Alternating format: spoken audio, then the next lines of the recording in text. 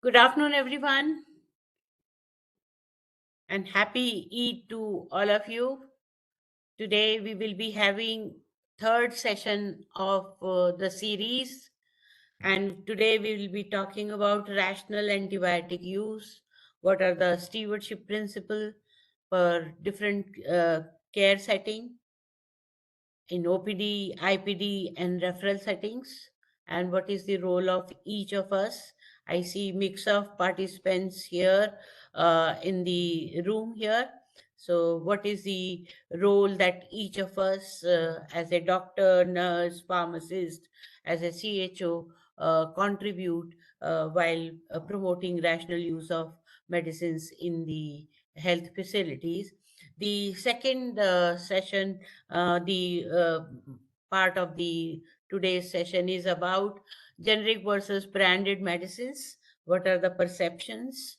Uh, what is the rule situation, counseling, and how safe prescribing practices should be to avoid any errors while confusion between the names of the drugs. So we'll be starting soon. I think meanwhile, I'll request you all of you to do the pre-test. And as you know, all of you know that there is, I think now it is, video is okay now. Maybe you can try logging out and logging in again. From my end, it is okay now.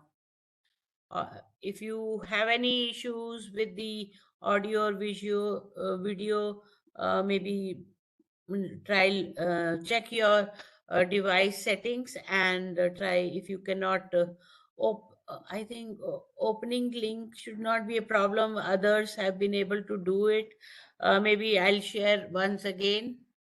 It's your voice is audible, ma'am. Okay, thank you.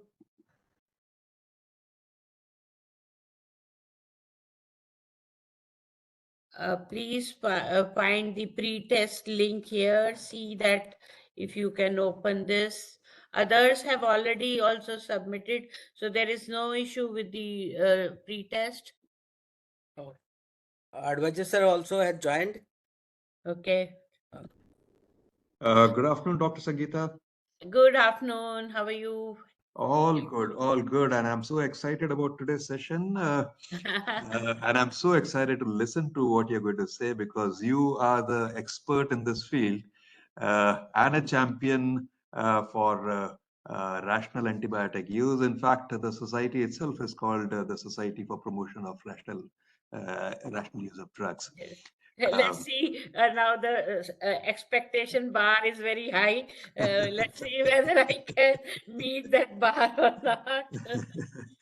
So today again we have a very large number of participants. Of course, the topic is such that it attracts a lot of people, and of course, our esteemed panelists are well known in the domain and in the field as well.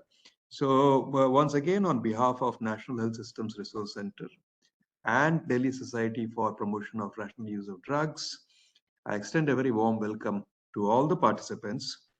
For those who may be joining us for the first time, I know most people are our regular participants, but those who are joining for the first time, this is the fourth year running that we are holding this online lecture series. Why standard treatment guidelines? Because quality of healthcare depends on effective measures, safety, and for things to be people-centered. And despite all the best efforts, sometimes there are significant challenges in delivery of healthcare.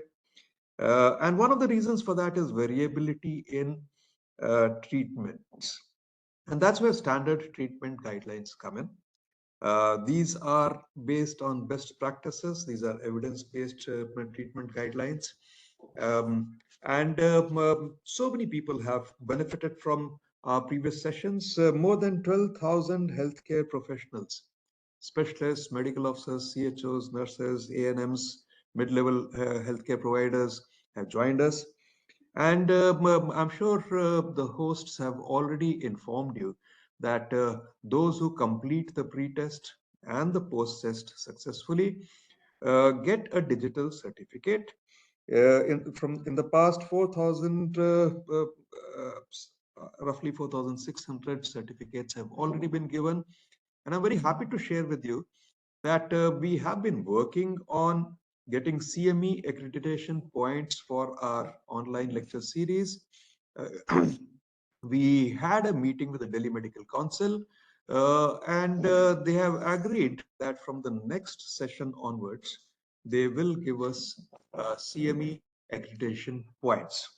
So that's great news for all of us, and that is finally going to happen. It's taken 3-4 months of uh, regular pursuing with the authorities, and it's finally going to happen. Since you will be the first speaker, Dr. Sangeeta, let me just introduce the topic. The two topics are here: rational antibiotic use, stewardship principles for OPD, wards, and referral settings. And the second topic is generic versus branded medicines, perceptions, counseling, and safe prescribing practices. I'll hand over to the hosts, Dr. Ranjit. Please take over and you may introduce the speakers, please. Thank you, sir, for welcoming all our participants. Most of our participants are regularly joining the STG sessions. Sir, this time uh, our first speaker is our Dr. Sangeeta Sharma ma'am. She is a pharmacologist and she is having a health MBA in healthcare administration and currently working as a professor and head of the Institute of Human Behavior and Allied Science, Delhi. She is also the honorary president of Delhi Society for Promotion of Rational Use of Drugs, uh, and, and and she has conducted more than 200 capacity building sessions for doctors, nurses and pharmacists. Ma'am is very rich and diversified professional and having managerial experience in health sectors. One of her pioneering work is book namely Standard Treatment Guidelines, a manual for medical therapeutics. So next session will be taken by ma'am. Hand over to you, ma'am, please. Thank you, Ranjit, for your kind introduction. Today, as I told you, there are two topics. One is on antimicrobial stewardship. The second session is on brand versus generics. What are the issues involved? What are the perceptions? How do you go about? What are the rules and regulations say about this? And how can we ensure that these medicines are used safely. This session was supposed to be taken by Dr. Atul Nasa. He's a uh, former drugs controller, government of Delhi. Due to some unavoidable circumstances, he will not be able to join us today, but I'll be taking the session in continuation of my session on antimicrobial use. I think should we wait for another 5 minutes? People are still doing the pre-test. We've got only about 60 responses, whereas I see almost 200 people in the room. If you are attempting, I can wait for 5 minutes, or else I can start. I think there is still some time. I can wait for 5 more minutes and then we start with the sessions. There is a link in the chat box. Please try and open that. Meanwhile, I can share my screen, Ranjit. Can I share my screen?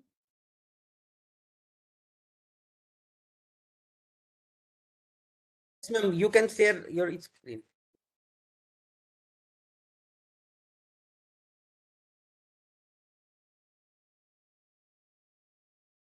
This one is not.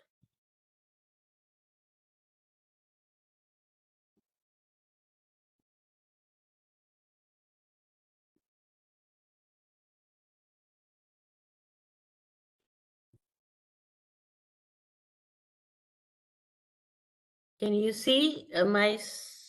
It's visible, ma'am. Okay.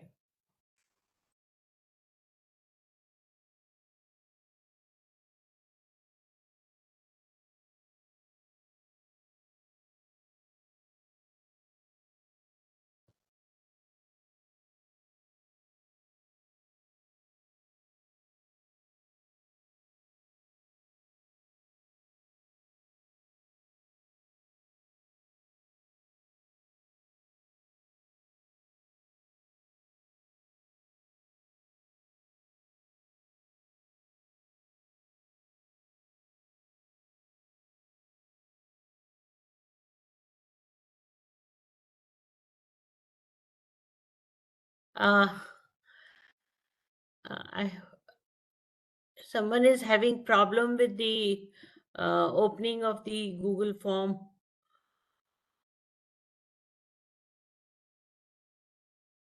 Ranjit, please help Yes, if someone is having a problem with that. uh, it's a open, getting open, sir.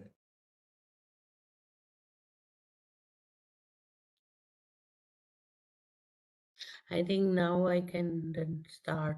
Otherwise.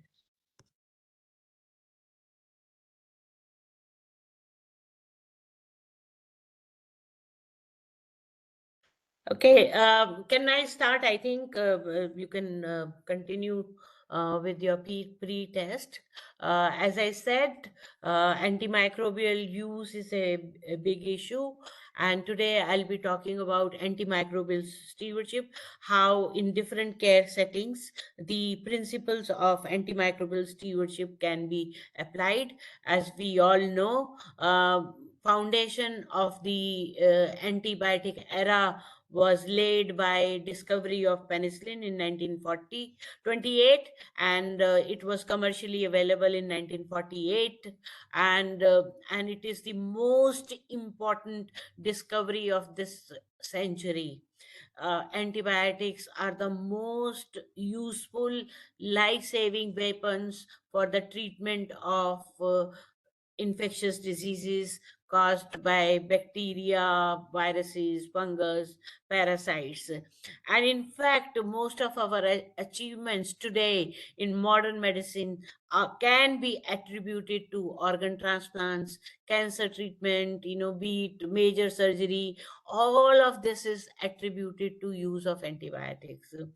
Now, after the discovery of penicillin, a number of subsequent antimicrobial discoveries quickly followed, which changed the history of medicine. We've had several different classes of antibiotics, and we saw that as we had the more and more newer classes of antibiotics, there was decline in number of deaths. Initially, we saw that this decline was significant, but last 2 to 3 decades, that now we see that this number of deaths are rising again. Partially this is related to that. Even if you look at this orange line, the number of new discoveries have also declined significantly here. Now, this is called a failing market, because in earlier decades that we had several antibiotics, but for last 2 3 decades we haven't had any new class of antibiotics coming out. You may be having different generations of antibiotics: first generation fluoroquinolone, second, third, fourth, fifth generation. Similarly, cephalosporins we've been having, but per se no new class of antibiotic has been developed, discovered for the last. So the pipeline for the new antibiotic discovery has declined, but meanwhile we are seeing that there is a rise in number of deaths. This could be, this is directly linked to the resistance on the rise, as we see. So again, that we are worried that this problem, this can be a big problem for us. Now let me ask you one question. Are these antibiotics harmless? Because many of us are using these antibiotics, considering that these, I can't see today. I don't know what's wrong. Chat box here in my this thing. I don't know.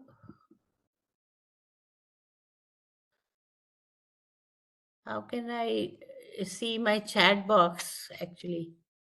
Okay, I can see now. It is coming over there. Are they harmless? But the way we, I think you are all saying no, they are not harmless, very correct. But the way we are using these antibiotics in practice, does it seem that they are harmless? I think awareness founded this foundational awareness about the this problem of antimicrobial resistance has risen over the period, but still, we don't see that impact of this on our prescribing patterns. They are prescribed as if these are harmless, but of course these can save life when used appropriately, but they can cause harm when used inappropriately. In addition, like any other drugs that we have, it can cause direct harm to the patients. It can cause allergic reactions and other adverse drug events, secondary infection events like Clostridium difficile infections. It can interact with other drug. It can, the liver, kidney injury, impairment can have how these antibiotics are disposed of in body, and line complications. Many of these higher end antibiotics are given by intravenous or intramuscular injections. These can cause line complications, and more importantly, these are also important, but indirect harm that is caused by resistance. What do we mean by this? This has become a patient safety issue because it could leads to reduce treatment failures with future infections. That means today we have these drugs for the management, but tomorrow, the infections caused by these bugs, microorganisms may not respond to it. So this is because of more broad spectrum exposure and complications in healthcare associated infections that we see. So in future, it can lead to harder to treat outbreaks in different care settings. So what do you actually mean by antimicrobial resistance? Many people have different connotation about this. They think that something goes wrong with the body, or something goes wrong with the patient, that the patient is or there's something wrong with the drug, that the patient is not responding. No, it is not that there was anything wrong with the patient or the drug. It is because of the ability of the microorganisms, all of them, bacteria, virus, parasite, fungi, they stop responding to an antimicrobial agent to which previously they were effect, where they were effectively killing them. So over a period they evolve and they stop responding to the antimicrobial agent. So as a result, the standard treatments become ineffective. Simple first line treatment may fail here. Earlier we were able to treat the uncomplicated urinary tract infections with oral antibiotics, but today if you look at the culture and sensitivity reports, you'll see that most of them are, R sign is there. That means they are resistant to those oral medicines, and you have to resort to injectable alternatives here. So the treatment becomes ineffective, infections persist, and it may spread to others. So it's a global health and development threat. And the two continents in the world, the Asian continent and the they are the most affected regions in the world. And we were all worried about the COVID deaths, but if you look at the magnitude of the this deaths due to AMR, this could exceed by any number the COVID deaths here. So that many deaths are happening every year, that we saw, witnessed in COVID times. So this has become a patient safety outcome. And as I was telling you, this is just not a population concept. You have a patient in front of you. Unnecessary or overly broad therapy increases the chance that the treatment will fail, and the patient may have to be hospitalized. His stay in the hospital may be prolonged and may lead to higher cost of healthcare. And since the higher end last resort medicines are frequently being used, the patient may experience more of the adverse effects as well. And of course, uncontrollable epidemics. We have all witnessed this COVID pandemic. We have experienced that. What could it mean in day to day life? So we need to be very very cognizant about, the post antibiotic era is imminent, and it threatens to reverse the medical progress that we have made so far, because infections still remain about, the burden. More than 50% burden is still because of these infectious diseases. And to this spectrum we have added non-communicable diseases. And the patients, diabetic patients, those on immunotherapy, immunocompromised patients, they are more susceptible to catch these infections. And they are, if they get this infection because of the resistant bacteria or germs, the adverse outcomes are imminent here. So now my question to you is, okay, this is a phenomena that we have seen over the years. Can we halt it? So far we have not.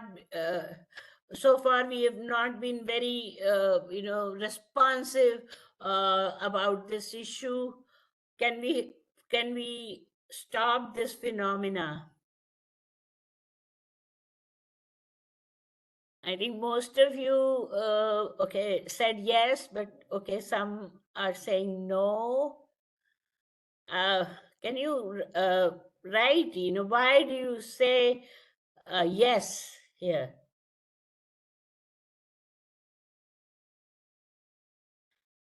That's the nice one. We should keep trying. Yes, but if we continue to do whatever we were doing till now, would you get any unexpected results? The result, most of the time, the antimicrobial resistance, it has become a big issue now, is because of the overuse, misuse of these life-saving weapons. And resistance is a natural biological phenomena. It is not something that we, induced.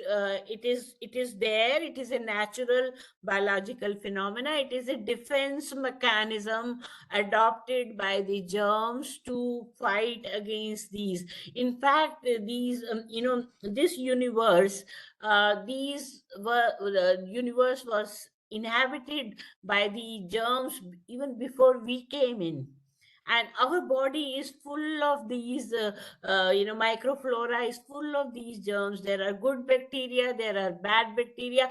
The good bacteria help us in digestion, manufacturing some mineral vitamins in the body. They act as a barrier, protect us from infections. But because of the indiscriminate use of these antibiotics, we disturb this flora. And uh, you know and the, I always say germs are smarter than us.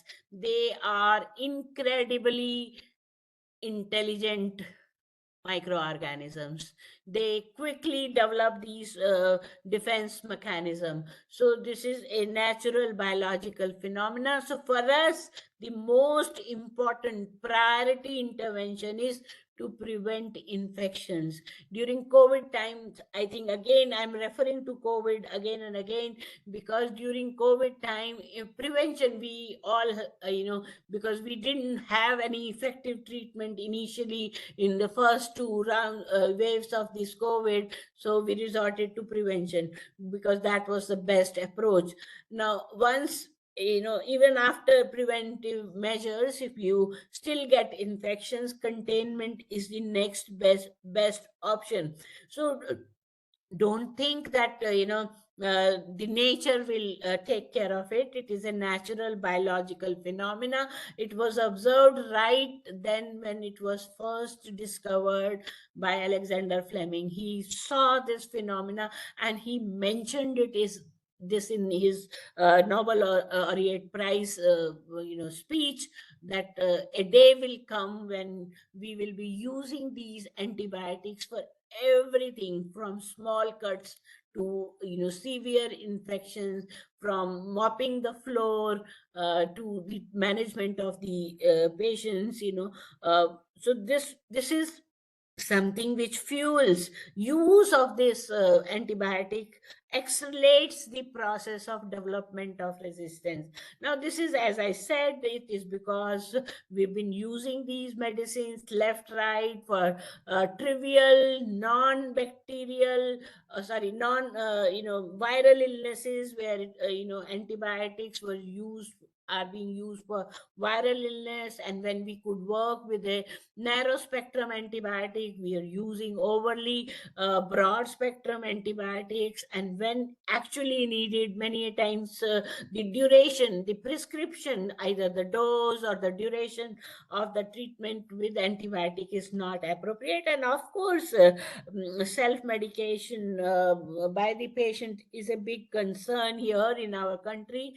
And we've seen, as I said, there are many areas where we need to improve antibiotic prescribing, the indications, the selection of these antibiotics, their dose, route, duration. And sometimes we are using irrational combinations, where either the spectrum covered is the same, or we call it redundant combinations, or they don't add any value, or the timings are such, omission or delayed doses, wrong dose intervals. These are other things that contribute to this problem. Not As I said, antimicrobial use is the key driver.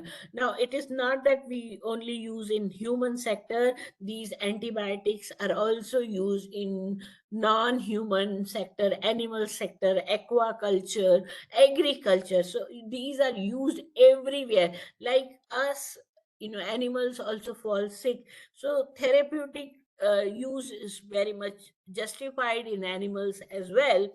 But what bothers us is the growth promotion use of these antimicrobials to promote the growth of these animals for commercial gains, because they are fed with subtherapeutic doses of these antibiotics in their feed, and that's how it gets into our food chain. So this is something which is helping, fueling, accelerating the development and spread of AMR. Now, of course, there are intrinsic, but these are, I'll be focusing on this intrinsic factor which lead to gene spread. That is why this is a biological phenomena which you cannot stop. All you can do is you can slow down this phenomena, of this acceleration of AMR. And as I said, this is a multi-sectoral, multi-dimensional, multifaceted problem. When I say multi-dimensional, multi-stakeholder, there are different stakeholders: doctors, nurses, pharmacists, patients, industry, regulation. There are so many people that are involved in the use of these antimicrobials. And within many health specialty, there are so many different types of clinical practices: surgery, eye, ENT, burns, like that. So all of this, are affecting. These are interlinked problems. So it is a complex problem, and we know that if the number of deaths are increasing, it has become a major health, food security, environment, and economic threat. And need for the newer antibiotics is a desperation. Somehow for last 3 decades we haven't had any new antibiotics, so there is a development crisis. Pharmaceutical industry is not interested in developing this, because one major reason again is AMR.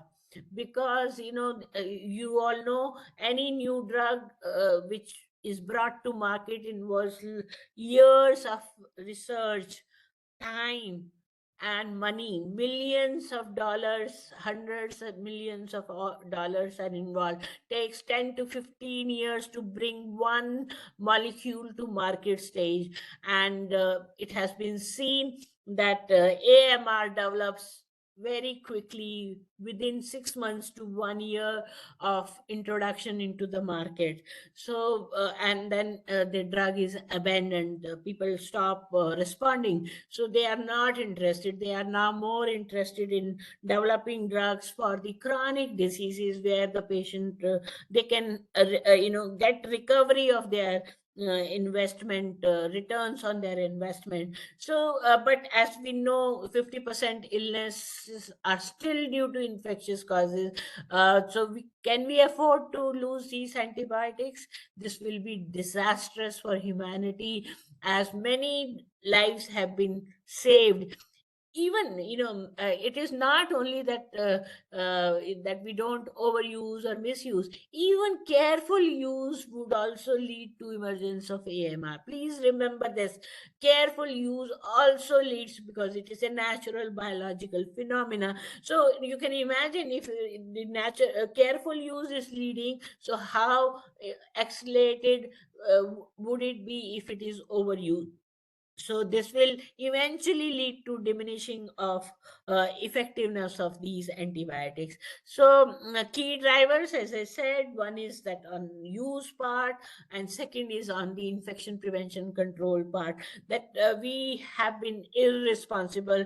The IPC practices are quite poor, which is leading to spread of these infections. Now there are certain common gaps that are predictable, but at the same time, when you say that the reasons, the factors for development of AMR are predictable, that itself hides that if it is predictable, that you can fix it also. So same failures recur across services. There is uncertainty about infections, whether it is bacterial or a viral infection, heavy workloads, and weak diagnostics. Many, we are a diverse country. Many of the health facilities do not have the even basic facility, although efforts are on, but even basic facility for microbiological diagnosis is not there. And even in those health facilities where those diagnostics are available, either they are not utilized or even or overutilized. Once utilized, but then we don't know how to interpret those results, how what to do. A lot of now these mm, uh, this newer PCR testing and all that. So interpretation, how do you translate, apply these findings to the clinical situations, and ultimately, poor documentation of them is leading to this issue. So and I've been doing this for many many years now, almost 3 decades, 30 years now, and for last 10 years I've been intensively working on this, conducting several programs for the clinician. And I find now like you all have a very good foundational knowledge, cognitive knowledge, that about this AMR and how this is fueled, but still see that this knowledge is not applied in clinical practice. Is it a habit that we have developed over the years, which we are not ready to part away with? Or is it the hierarchical system that we have? We don't speak in front of seniors, even if there is a logic behind, reason behind it. And maybe to some extent I feel much of the prescribing is defensive these days. Defensive, when I say, I mean, just because we lot of awareness about this issue in public, general awareness has risen over the years, and they are demanding also. And there are certain regulations, Consumer Protection Act, the patients are taking the doctors to courts where there is a lot of violence, litigation going on. So many of us believe that to avoid those adverse consequences, we use these antibiotic. अभी भी use नहीं करेंगे, बाद में करना पड़ेगा, तो let me use this so that there is no reason for the for the courts or for the patient to blame the doctor. Of course, OTC access is another concern. These are the frequent barriers, but we need to, the solutions are also very simple. Uh, you know, uh, how do you overcome this high patient load or limited review time? With optimal practices, I'll be talking about these. The major one solutions are that we use simple syndrome guides for OPD wards and referrals, transfer points, culture before antibiotic prompts, and faster lab communication could also help us do, differentiate effectively, and then antibiotics responsibly. Documentation is also very very poor. When if we even if we had a reason to prescribe antibiotics, we are not documenting the rationale behind or the indication. Many occasion we see once started, it goes continuous until the patient stays with us in the hospital. The patient stay in the hospital could be because of many other reasons, but they are exposed to unnecessarily prolonged therapy because there was no stop date written in the clinical case. So duration of treatment wasn't planned. We are working as a solo professionals, clinicians, nurses, pharmacists are not communicating. They're not participating in the review or the delivery of healthcare. Um, Thanks to NQAS and NABH, that most of us are now doing prescription audits, but I still see that it just remains a checklist or a document for the assessors to show that we are engaged with the prescription audit, but no meaningful interpretation or the feedback is given to the providers.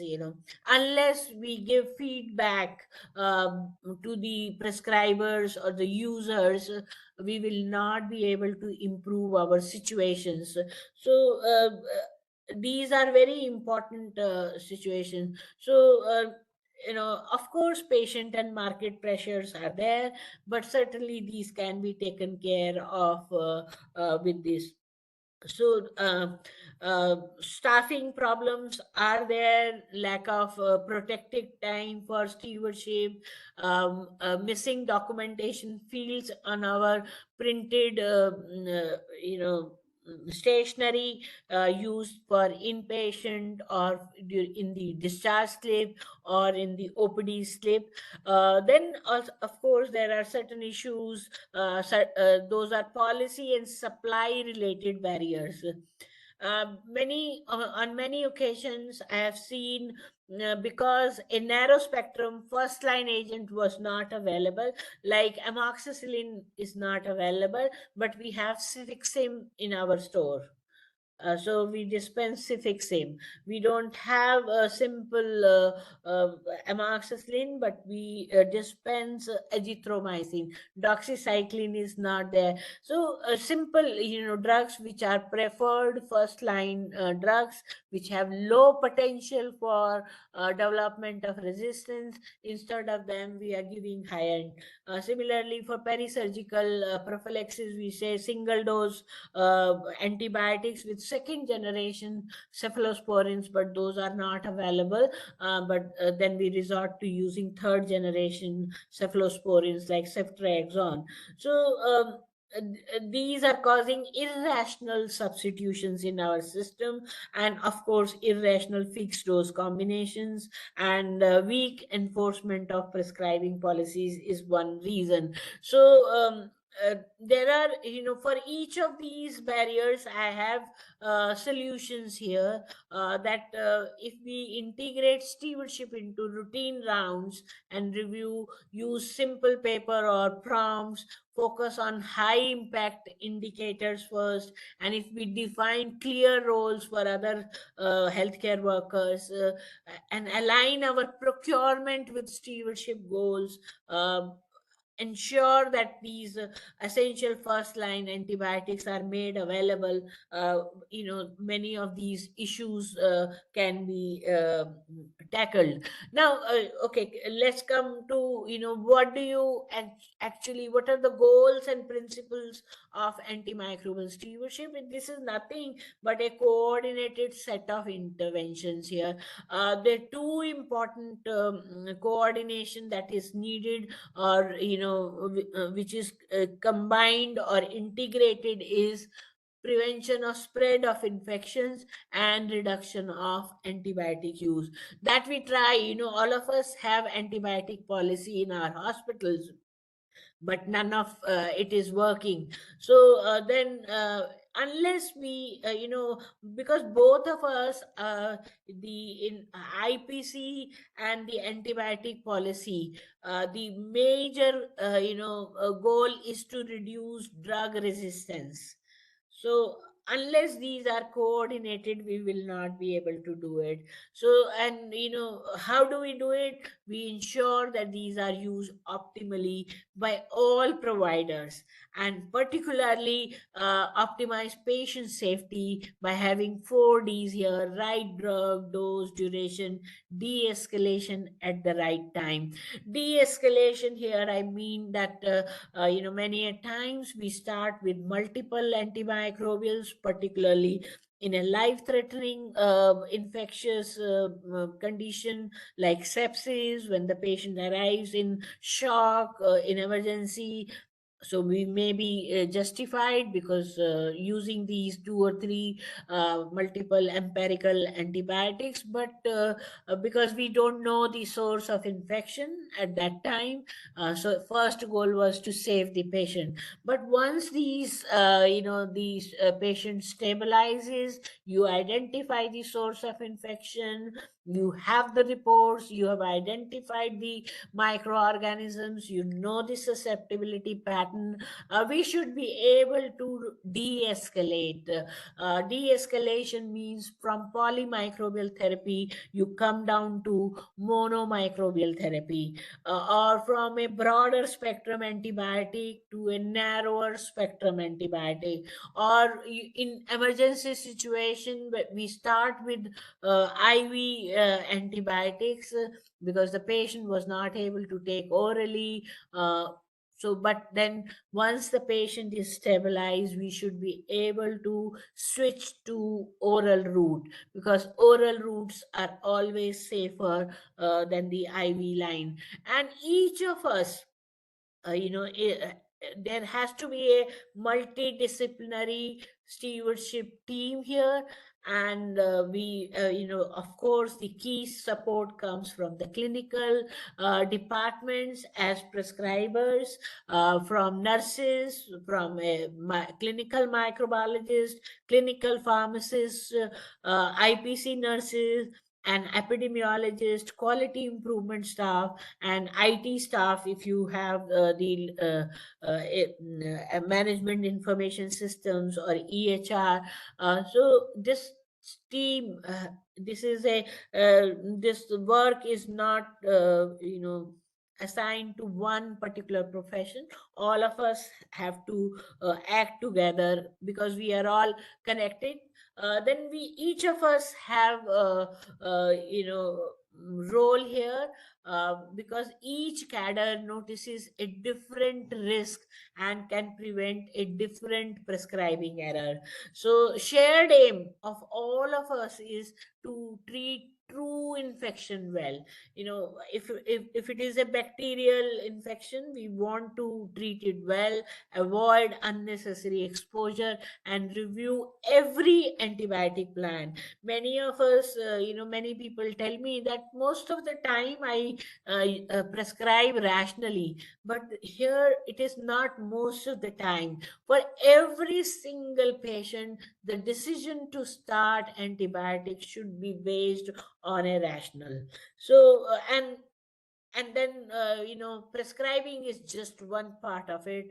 Then administration, dispensing, monitoring, these are other issues. So um, biggest gain we will get only when we have a shared review, clear documentation, and timely communication about this. I'll be talking about each one of these in detail. Then core elements for AMS programs are, of course, you need a leadership and commitment from the top bosses in your hospital, because for certain activities you would be depending upon them to provide the budget, resources, manpower. So unless the leadership commitment is there, it will be difficult. And of course, AMS actions, certain things that you can do at your own level. What are those? Education and training of all cadres of staff is required. Monitoring and surveillance is very, very important here, because unless you measure, unless you know the size of the problem, it will not be addressed. This is a general rule. If you don't know the size of the problem, then we will not address it. The data, on antimicrobial use, data on antimicrobial resistance is very, very important, and that will come, if we do look for it. Then reporting and feedback, just the audit on its own will not correct behavior, will not fix the problem unless we give feedback, unless we are able to convince the user, prescriber, or the nurse, what is the problem and why they should be fixing it. So feedback is very important. If they are convinced, they will switch to a safer behavior or practice. Of course, each one of us is accountable and responsible.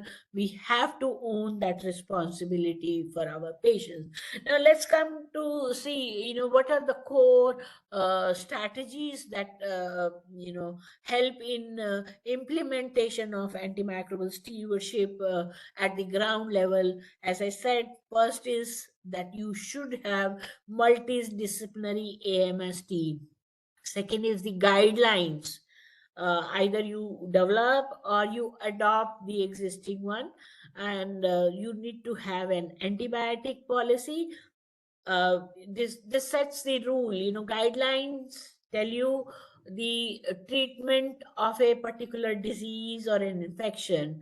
When it comes to antibiotic policy, this is a institutional level way of ensuring that these guidelines are implemented. You make a rule book. I call this as a rule book, where you define which antibiotic will be used, when, where, for how long.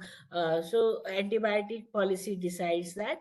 Then the formulary restriction and pre-authorization and audit, as I said earlier also, this remains a core intervention. This can be supplemented. This should be actually supplemented. How do you, make it effective is by de-escalation, streamlining or timely de-escalation, dose optimization, IV to oral switch. You use structured antimicrobial order forms, sometimes antimicrobial cycling, IT to provide decision support and enhance surveillance. Of course, laboratory surveillance and feedback about the antibiograms is very important. As I said, the important core intervention is that you adopt standard treatment guidelines. NCDC and ICMR have been working on these, developing standard treatment guidelines for these infectious diseases. They come up with the updates as well. We also have, from DSP RUD, have a comprehensive guidelines right from the beginning. For last 25 years, we have made this syndromic approach. We have a detailed chapter on this now, on stewardship intervention and how you can utilize it in practice here. Now, one of the when it comes to standard treatment approach with infectious disease, more and more clinical syndromic approach is advocated. Now, this is what do you mean by syndromic approach? This is identifying infections based on cluster of signs and symptoms, rather than waiting for full microbiological confirmation. Because one is that it takes time, 48 hours to report to come, it may not be available. So you are identifying based on a cluster of signs and symptoms, like gastrointestinal infections, diarrhea, respiratory infections, pneumonia, urinary tract infections. So likewise, these are six major syndromes that covers most of the common illnesses that we can, because not all of these problems that we come across are infective in nature. There are non-infective reasons as well. So when it comes to infective the organism may be predictable or it may be unpredictable. So here in syndromic approach, we use the most likely pathogen. For example, for uncomplicated E. coli is the major component. For diarrhea, it is the virus, which is major component pathogen that is involved. Like for pneumonia, which type of bacteria would be involved. So, and these are many times predictable, and even the sensitivity susceptibility pattern is predictable to guide treatment. So this is being used effectively. If you are not able to hear, I think there is some problem in the internet at your end or device. Maybe you try to re-log in to sort this out, but others are able to hear.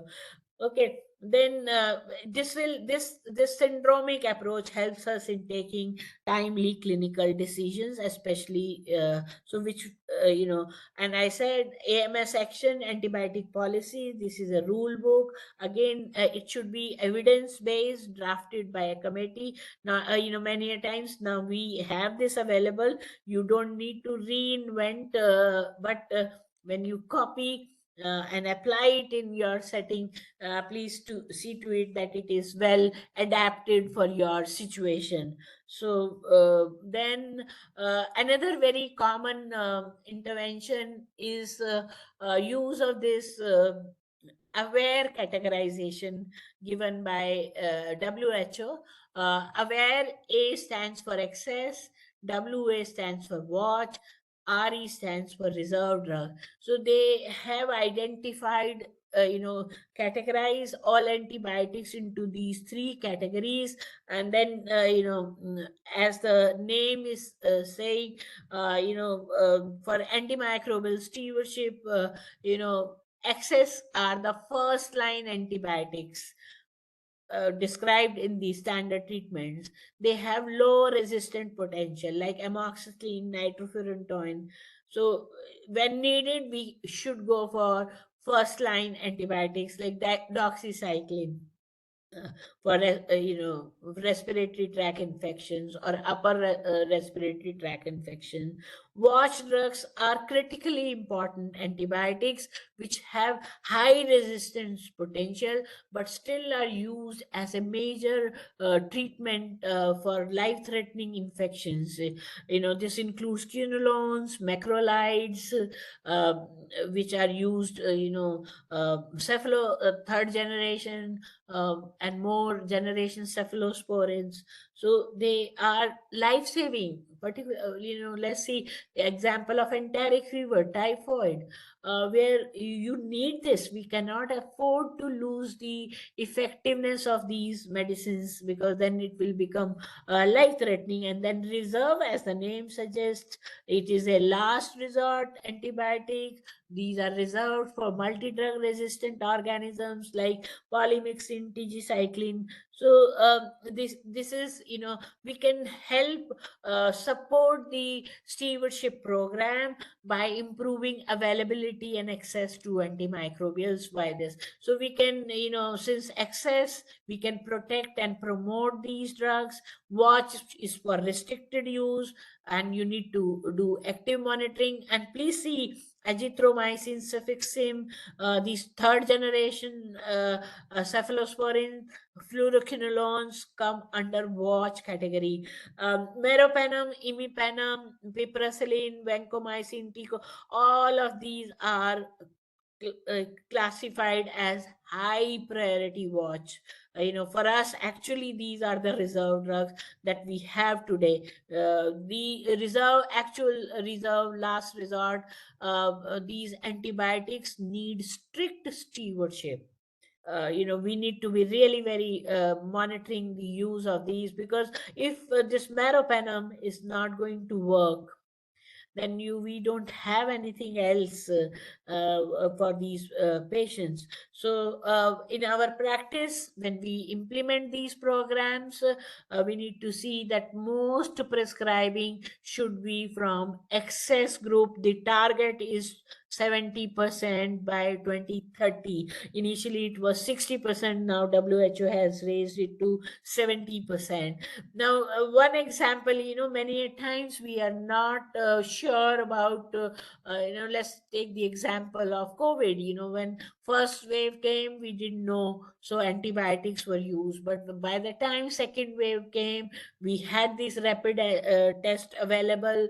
The diagnose, it was positive, but many a time still antibiotic was prescribed. Now, in situation, first of all, it wasn't needed because COVID was positive.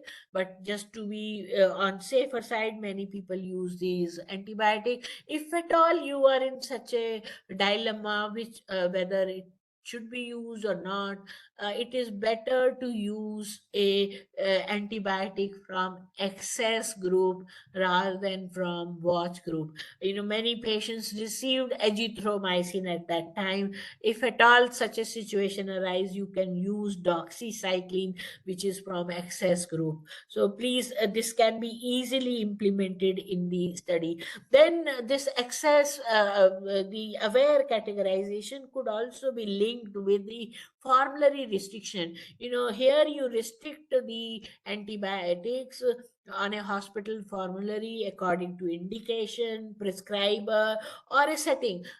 Which drug will be available in OPD, IPD, or emergency.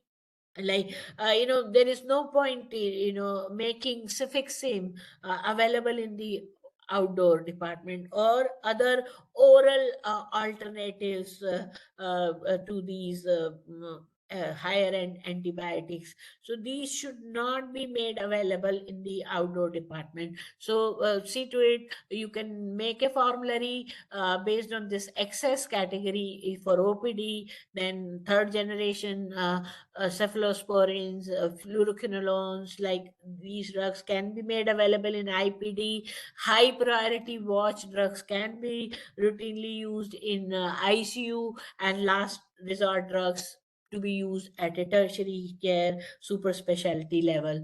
And also, sometimes pre-authorization works. Pre-authorization here, I mean, when the patient arrives in emergency in a critical situation, at that time, broad spectrum empirical antibiotic use may be prescribed by the resident doctors, but then it should be reviewed after 48 to 72 hours whether this broad spectrum is still needed or can we narrow it down. Or many times, you could almost stop the antibiotic. In pediatrics ICU, you see that they use these panels for diagnosis. And if the RSV panel comes positive, they will stop all the antibiotics. So they, because initially they may have started because thinking that it could be pneumonia due to bacteria, but once the viral panel comes positive, they stop. Similarly, like in meningitis, we do that. So those decisions can be taken. And end to end, harm happens at all stages. Remember that prescription, dispensing, administration, and monitoring. How can you mitigate this? And remember that most preventable harm comes from unnecessary starts, wrong dose, and failure to stop or narrows down therapy. So before we prescribe, we look at the indication, select the drug properly, route and stop date must be written clearly. Continue is not a decision. Many times we are in the habit of writing CST, continue same treatment. I think multi drug resistant, how to do this. This is a referral setting that we, and my focus today is let us see to it that this kind of situation does not arise. Of course, we are, saving the patient's life is very important, but and today's topic is also about how do you apply these concepts, these principles, according to the care setting.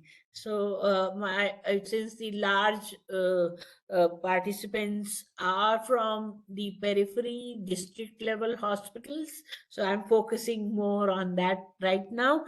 Then dispensing, administration, timing of these drugs, when do you administer, drawing sample before giving first dose of is very important, because otherwise the culture will be rendered sterile if the samples are drawn later.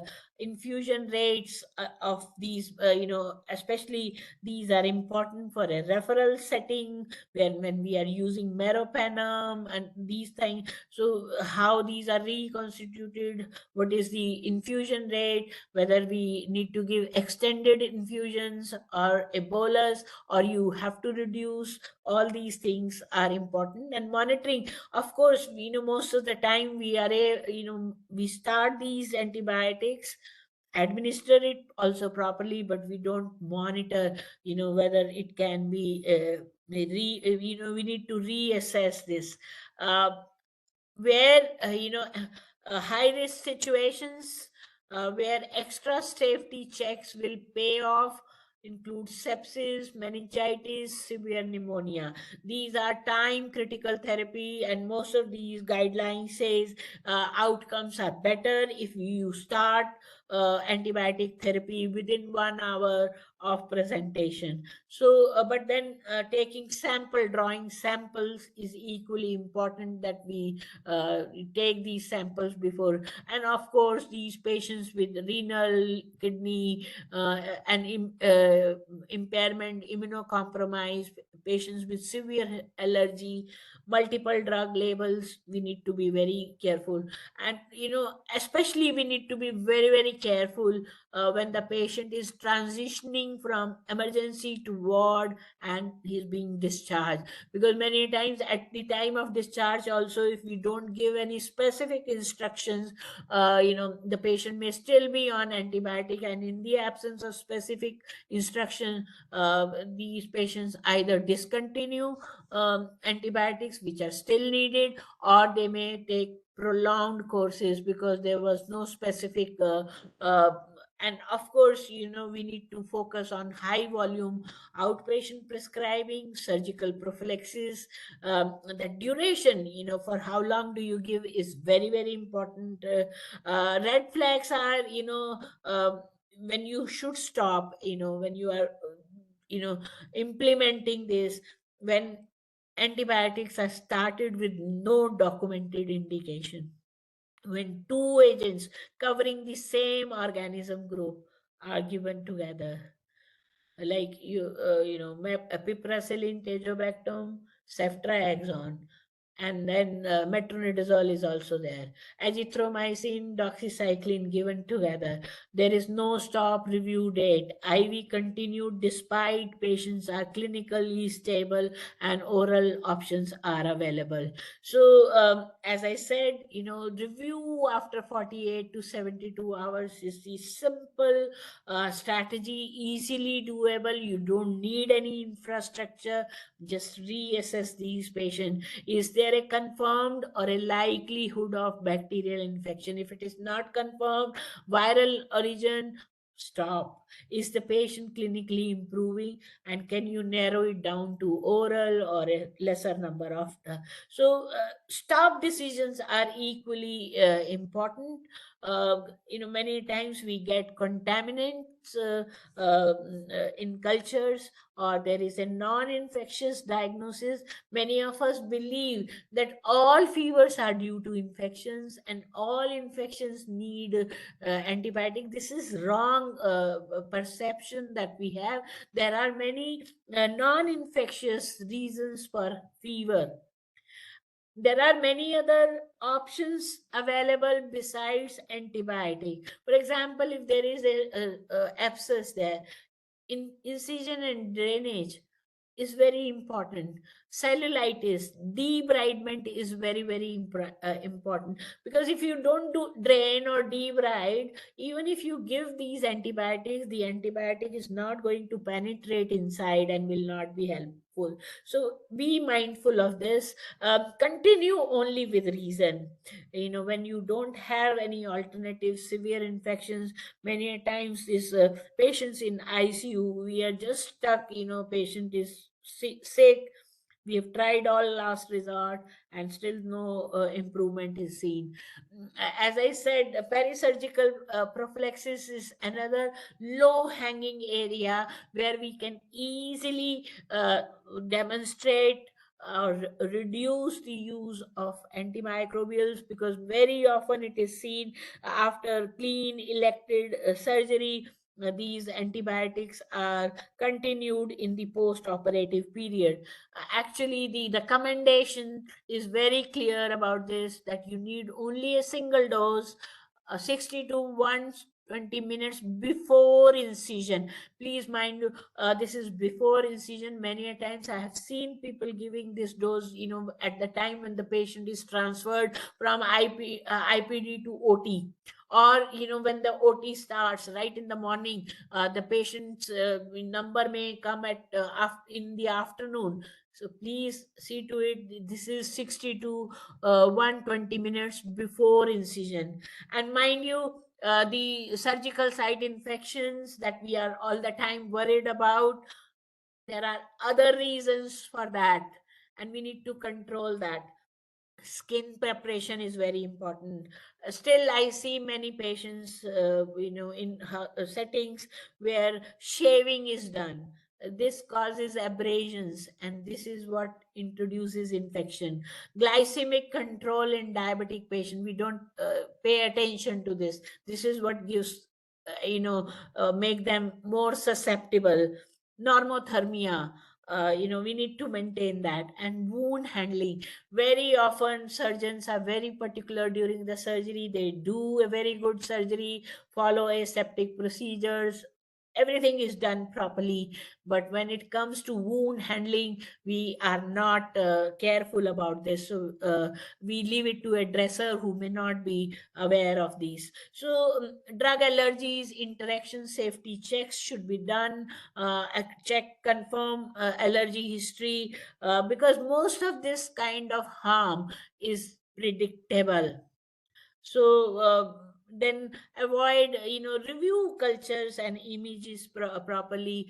IV to oral switch, is again a very low hanging fruit, which can be easily done without risking outcomes, because it matters, because if we have less IV time, it reduces line related harm. Narrower spectrum, shorter courses reduce adverse events and resistant pressure. So de-escalate whenever you can. Then another low hanging point is shorten the duration of antibiotic, total duration. It has been seen that shorter courses are as effective. I remember when I started doing STG way back 25 years back, at that time pneumonia, we were giving treatment for 14 days, then it was brought down to 10 days, then 7 days, nowadays 5 days. We are just saying 5 days of antibiotics can you can treat community acquired pneumonia. So see to it. Cystitis, 3 days is enough, so avoid prolonged courses. Then as I said, avoid use this uh, uh, I think I have already said, de-escalate.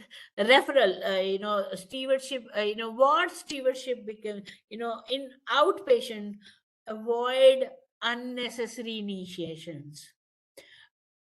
Uncomplicated, begin in common syndromes, sore throat, diarrhea, skin, urinary symptoms. So make a default, by default, no antibiotics will be used, because most of these illnesses are viral. Start with oral therapy from excess group of antibiotic when needed, and then you can give safety net advice to the patient, particularly sinusitis patient. You may have this when the patient presents, you feel that it is upper respiratory tract infection, but the patient may develop bacterial sinusitis later. So you can watchful waiting. You explain to the patient about the illness, nature of illness, duration of illness, and that there is no need for antibiotic right now. And you can, to satisfy, reassure the patient, you can tell them, explain to them red flag signs, that you return immediately if you find these. Pneumonia, for example, in a child, most of the time the worry of the doctor is that upper respiratory may quickly become lower respiratory. So but if you have explained red flag signs to the mother, the compliance would be better. So, and that fear that you would be missing a bacterial disease will be lesser. So safety net prescribing, explanation is the answer, especially in the OPD stewardship. And in IPD, it is built on review, de-escalation, and switch from IV to oral. Here patients are sicker, more complex, but stewardship still supports timely treatment by narrowing therapy as evidence improves. So here again, the importance of cultures, reassessment, de-escalation, switching. So the best practice here in IPD setting could be every antibiotic order should have an indication, a review point, and stopping or a switch point. Referral stewardship begins with reassessment and not automatic escalation. Now, most of the time, because the patient has arrived and it is a referral setting, or the patient is sick, we assume that this patient needs last resort medicines. You know, because of course, referral settings, I think Dr. Ashish, it answers your question. The stewardship here is, that you reassess the diagnosis and the likely source on arrival. Reconcile all antibiotics already given before transfer. Use reserve agents only when clinically justified. Seek early microbiology or specialty inputs in complicated cases. Plan step down, discharge, back referral communication early. Now, of course, the major traps or gaps are because these patients get partial treatments, referral is delayed, or they may be having multiple antibiotic exposures. So admission review matters here a lot. Um, and in addition, we need to see that the referral notes are complete. Uh, there is always a pressure to start carbapenems or multiple immediately. Severe illness with limited time for detailed review. This has happened because if we can do this, so best practice here is to stabilize this patient first, then refine therapy quickly with prior exposure, cultures, and source control in mind. So that's the stewardship point that I can say for the referral setting. Then nurses, of course, as I said, are integral because they see the full journey of the patient. They can monitor the clinical condition, coordinate transitions, monitor response, adverse effect, they administer. So IPC is the stewardship that they need to own here. And this is central at the point of care: hand hygiene, device care, isolation, sterilization, disinfection. So the mindset here is fewer infections, fewer antibiotics, less resistance practice. So this IPC and AMS will succeed when practiced together. And again, stewardship touch points for nurses are at each step, assessment, specimens, many a times, we do diagnostic stewardship program, how to take these samples correctly, how to store, transfer these for optimum results. Then administration of this is review, as for clinician, review by nurses is equally important. Then again, indications, safe administration and monitoring is the nursing responsibility, documentation, maintenance of IV line. Many times if the doctors have not written stop date or review time, or many times catheter is in situ for a unnecessarily long time. So nurses are well positioned. They can prompt during rounds, can I remove IV line, can I remove catheter. So in many of the corporate hospitals they do it daily. Nurses are supposed to budge here and ask this question daily to the clinician, and it has resulted in reduced number of days. So then culture, they can prompt these changes. Many times report has come, but somehow it is not presented. So nurses again can prompt, make the clinician aware about the culture's results. uh, so IV to oral criteria, many times this patient, clinician says, this we have to switch back to IV, because patient needed this IV therapy. But this is not because that they needed IV therapy. This is many offer, if we don't follow the objective criteria for this switch. uh, the patient has been stable, accepting orally. There is no guideline based need for prolonged IV, effective oral options. Many times we confuse seriousness with severity and with IV route. The IV route is needed only when the patient cannot take it orally or is vomiting. If he's accepting orally, not vomiting, oral equally good option is available, then oral is the best route.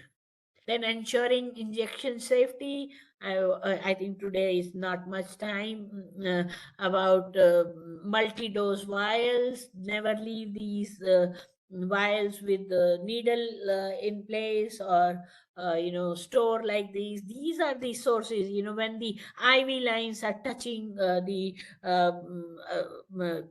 furniture, this is where the patient gets the so communication. Transition points are very vital.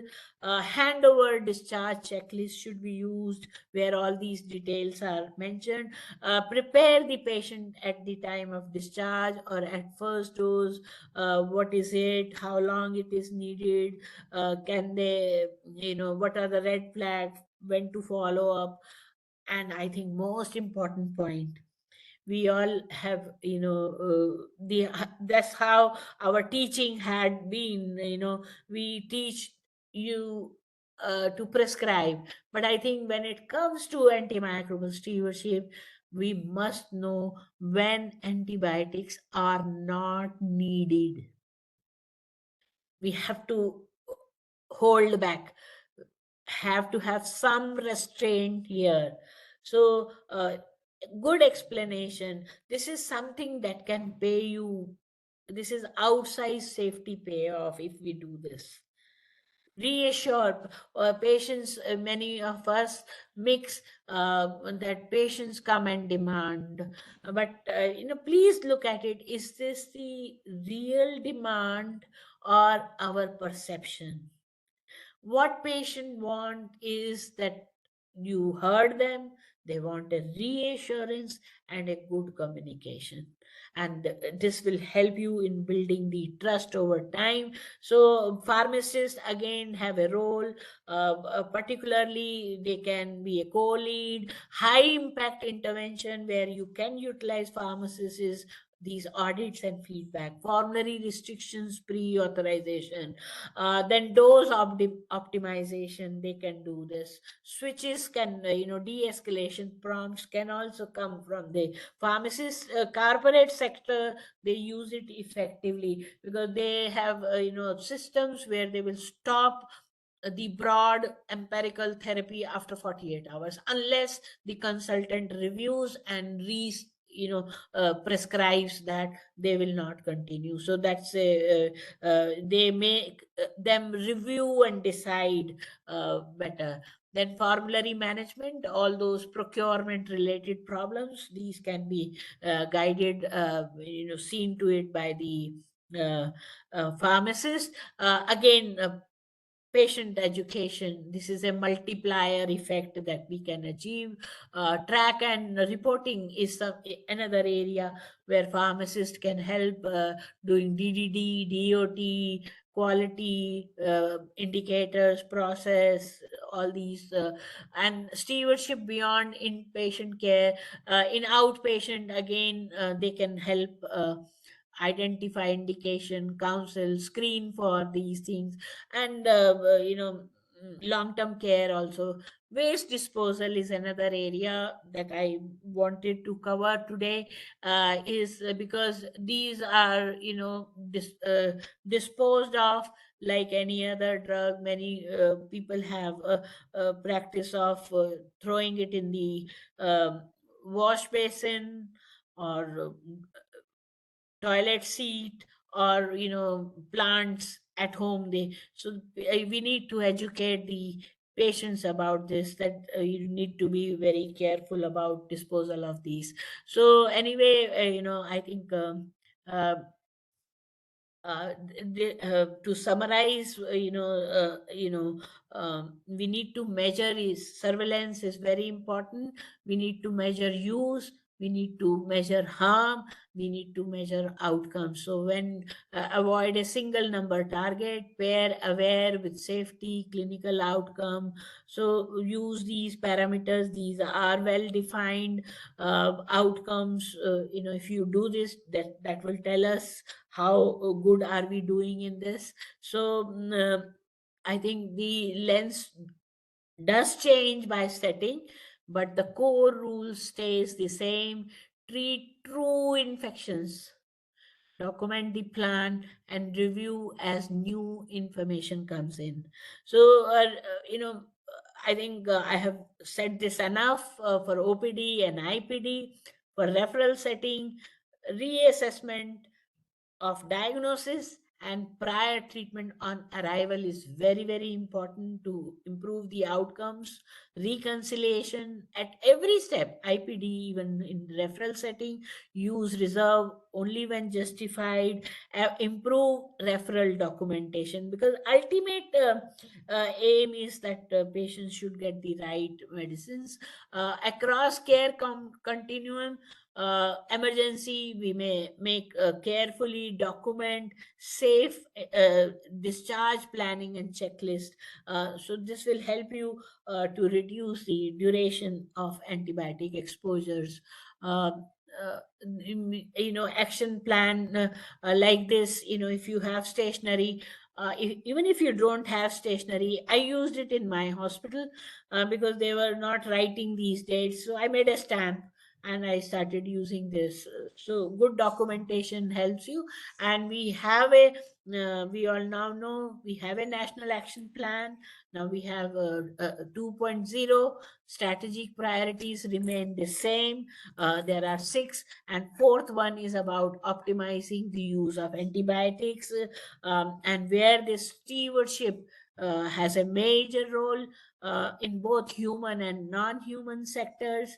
Plus, I'm not saying that this only will work. We need to do all other work on all other strategic priorities equally well and in all sectors. And I think in the end, I would like to uh, say, before you write an antibiotic, it should not be an automatic prescription for antibiotic. Stop, think, whether it is really needed. All you may need is the safety net advice, reassurance, and supportive treatment.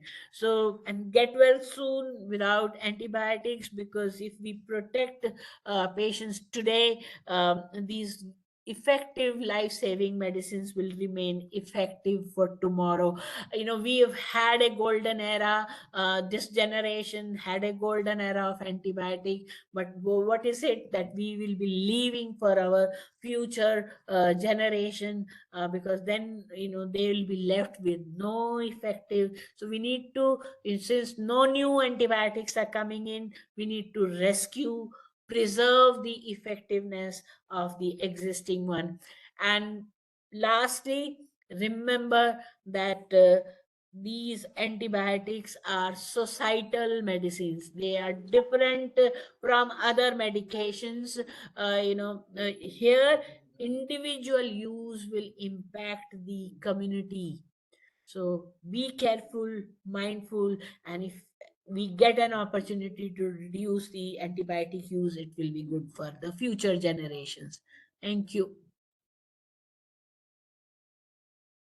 I think I had a long session. Thank you, ma'am.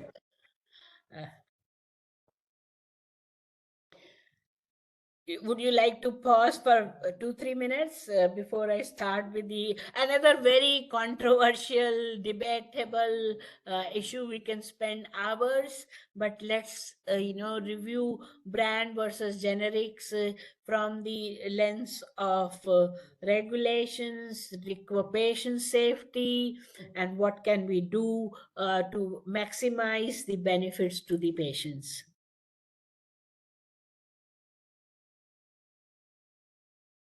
This is my granddaughter.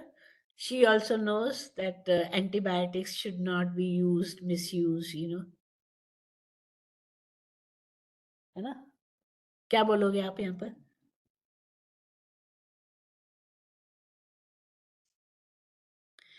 Okay. I think let me just.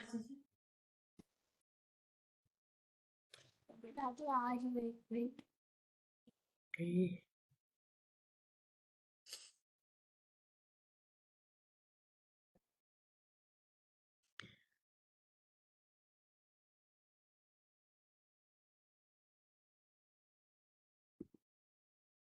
Okay. Shall we start with the second part?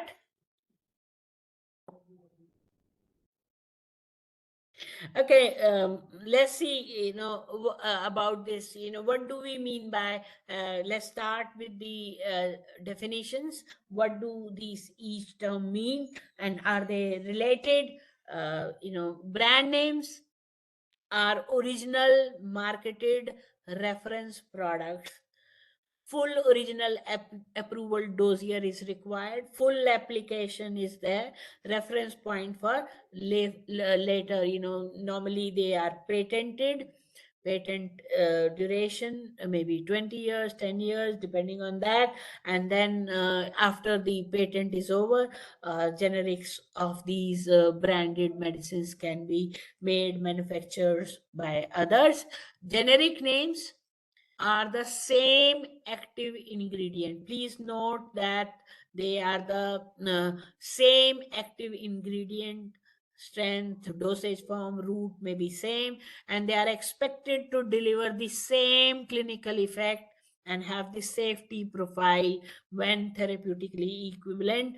May have a difference in color, shape, packaging, or excipient, but expected to have the same clinical effect. And we also have some biosimilars. These are highly similar biological products. They are not a generic in ordinary or small molecule sense. They are for biological products approved through a compatibility exercise rather than the standard generic copying. So most these are related, but they are not interchangeable. So when it comes to antibiotics, we are talking about brand versus generic, but not biosimilars. This is not. Then there is another term that is used is branded generics, where they fit, this is fitting into Indian practice because these branded generics are available in India. So many of patented medicines are sold under trade names even though they are generics. So same ingredient as other generic versions, then distinct from originator brand that first entered the market. You may have azithromycin 500 milligram under multiple trade names, cefixime under many company specific brands, then amoxicillin sold both as a originator style brand and branded generic. So you know simple terms, brand or originator or innovator is the first approved product for that molecule. Generic is the same molecule after exclusivity ends. Branded generics are sold under a generic medicine sold under a trade name instead of only the generic name. So now, why am I talking about this? Because the patient may think each trade name is a different medicine. So it may result into duplicate therapy because when old and new strips are both used, it may have connotations regarding to the costing, trade margins, because branded medicines are generally costlier compared to generic one, and of course, generic name prescribing reduces the confusion, uh, and these branded generics are also costlier than the. So, if have to just explain it. Augmentin is a brand name. It contains amoxicillin clavulanic acid. Amoxicillin plus clavulanic acid is a generic name. No trade name is needed. But if you have Moxclave, this name given by the company, and it contains amoxicillin clavulanic, it becomes a branded generic. So two packs can look unrelated yet contain the same medicines, and errors happen when the patients, caregivers, clinicians remember only the trade name and not the active ingredient. And in India, I would say, uh, there are lakhs of thousands of preparations available. So, and if you have to remember all of them by brand name, it is humanly not possible. I am a pharmacologist, even I struggle to remember the names, but I cannot. If you just know the INN name of a drug and know all the details, that is you know something that वो भी पूरा हो जाए तो गनीमत समझते हैं. Now the current regulatory requirement in India is we NMC says generic name prescribing. They don't say prescribing by brand name is not advocated, and it says the doctor should prescribe drugs with a generic name, legible handwriting, preferably in capital letters, and to ensure rational prescription and use. So this is the clearest thing that we have. And for dispenser and the pharmacist, the Drugs and Cosmetic Act states that for all Schedule H1, Schedule X prescription, the dispenser may not supply another preparation in lieu of what is prescribed. That means substitution is not advocated, in the regulations. Whatever substitution is happening is off their table, and it may invite, attract inspection and enforcement under drug control authorities. So the bottom line here, if you keep the regulations current, practice guidelines, Drugs and Cosmetic Act, and prescribe only in generic names, specify strength, dosage form, and do not assume automatic substitution is permitted for prescription only medicine. It is not. It is the exceptions here. So the uh, still, but we many a times when it we talk to the prescribers, why are they not writing by generic name? A lot of issues are brought, particularly regarding the poor quality or falsified products. The evidence says, you know this is a separate, many a times we use, because it was a generic drug, we presume that it is poor quality or substandard. This is a separate safety problem and should not be confused with generic category itself. There have been studies, there have been head-to-head clinical evidence, although they all say that there is these are two separate issues, one should not be mixed with.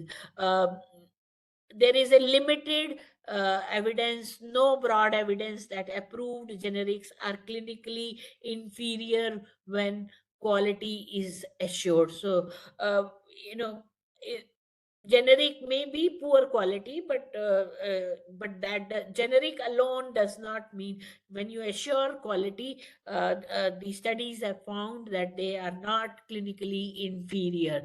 So but many a times we evaluate these brands and generics using the cost lens.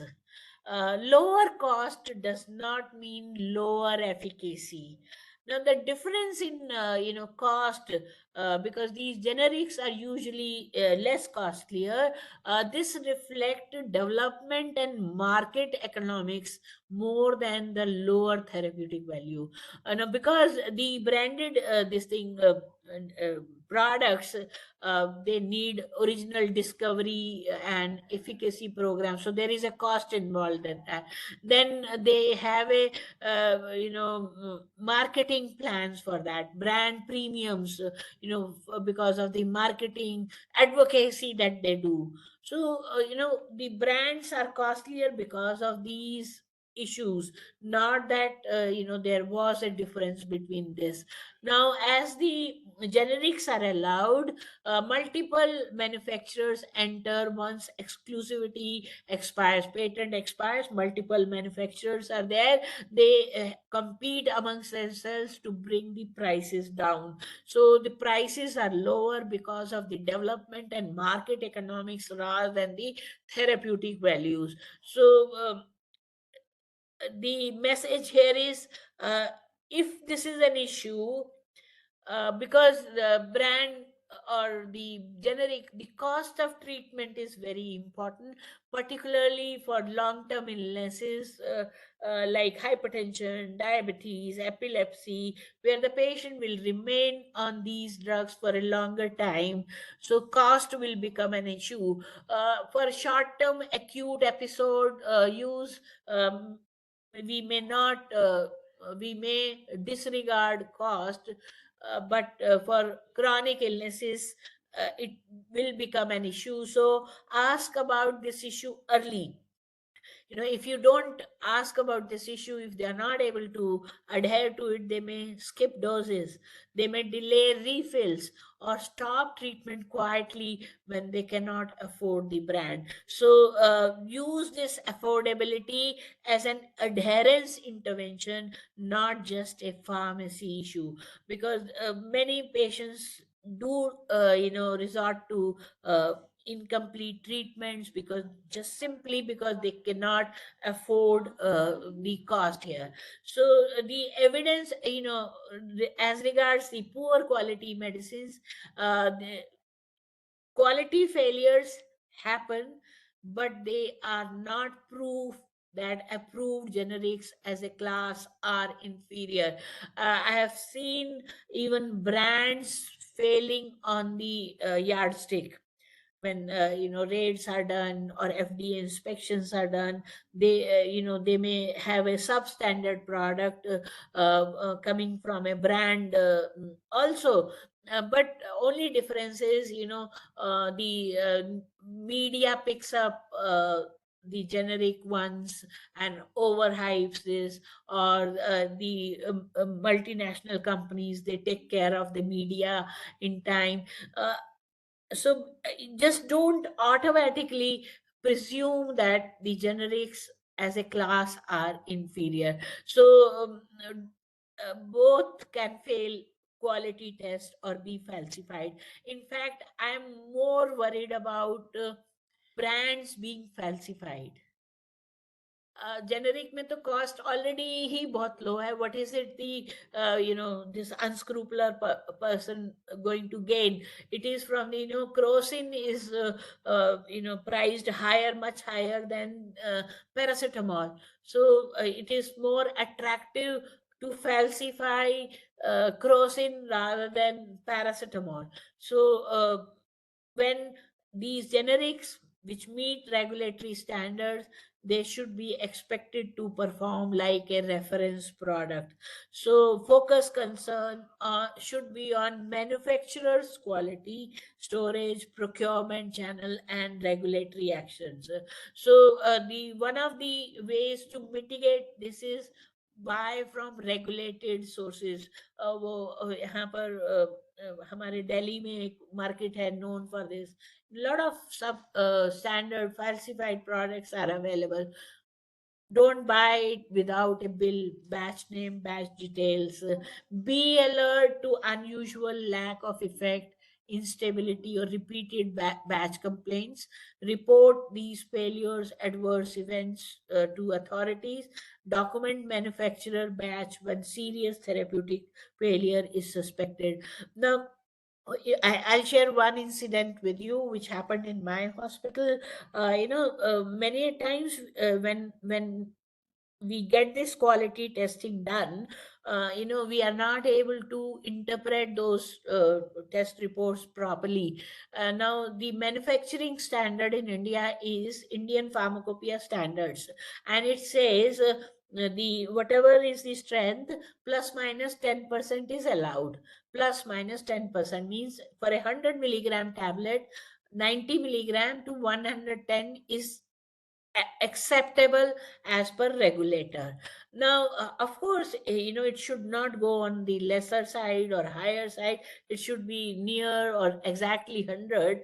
But many times we get this test, and it happened, we got this phenytoin tested and it came out to be 93%. And immediately the batch was stopped, and uh, our patients control of seizures got disturbed. Now, as in regulatory terms, we could not take any action against this manufacturer because it was within IP limited permissible limits here. So interpretation of this, but for a clinician, it may sound 93 is substandard. So we have to really take that into. Then substitution is another concern, when it is acceptable and when it should not be automatic. Switching product is not the same thing as changing therapy, but the match has to be real. Acceptable when everything else is same, approved, no specific clinical reason to keep the patient on one manufacturer only. There are very few situations where auto substitute should not be allowed. This is in case of biosimilars, biological drugs with narrow therapeutic medicines like phenytoin. The instance I was sharing with you, these anti-epileptic drugs, some of the antibiotics which have a narrow non-equivalent formulations, when the prescriber explicitly, for example, for certain phenytoin, lithium, thyroxine, we say that the brand should not be switched. Now we find that even sodium valproate, the brand should not be switched. It may alter the stability of the patient. Otherwise, it can be done if it is everything else is equal. Uh, mm, uh, then, for example, if it antibiotic like amoxicillin clavulanic acid, uh, you don't switch substitute without review with a different ratio, because there is a ratio of the amoxicillin and clavulanic acid here. So if the ratio is disturbed, that the product will not be equivalent. So the release profile may be different. Plain preparation, modified release, time based, long acting, the release profile may be different. So it may have practical administrations. So look into it when these are concerned. So as I said, the Drugs and Cosmetic Act, the pharmacists are not given a blanket right to substitute schedule products in lieu thereof. So the we need to, because there in India there are a lot of brands available, so which create confusion, duplication, non-adherence, and partial courses may be harmful and maybe resulting in AMR. So review before switching. If the formulation ratio changes, uh, counsel the patient that the same active antibiotic is there but from a different company, may look different, but the treatment is meant to be the same. So because many times patients just remember the brand name, they don't know, and many a times even clinicians don't remember that, and particularly when it is a fixed dose combination, whenever the components increase, 2 or 3 ingredients are there, it is unlikely that the clinician would know all the contents. So many a times we prescribe, I have seen prescriptions where the same antibiotic was prescribed under different brand names. So please look into this, because there are safety risks because of this. So harms and errors, because this may look alike, this may duplicate, or patient, brand name confusion is a real confusion here, and it is a patient safety issue, not just a cost issue. When using generic name uh, during prescribing, transcribing, it minimizes the errors due to brand name confusion. So it is much much safer. And WHO safety report says 1 in 4 medication errors are because of the brand names, where the look-alike brand name was involved. So the INN executives cites that slightly more than half of the reported LASA involved brand names. So it matters most with the antibiotics, analgesics, and particularly when the polypharmacy is there, when the multiple drugs are being prescribed. Now what the government is doing over the period, we have been advocating this for a long time to the regulator to step in and detect poor quality products and counter falsified, mislabeled, or unsafe medicines from the market. So many of the drugs now, irrational FDCs, have been banned. So in addition, routine testing and public alerts are issued by CDSCO. They pick up samples, they do monthly alerts, and publish this online for public visibility. Also, since 2022, they have started doing risk-based inspections and enforcements. 905 units were inspected, 694 enforcement actions were taken, which included stop production orders and license cancellations. QR barcode traceability. This is another intervention, which is where we are using technology for to check the quality during the entire supply chain. This QR code or barcode is now used. Initially, it was introduced for certain class of drugs, but now this is being expanded to other drugs as well.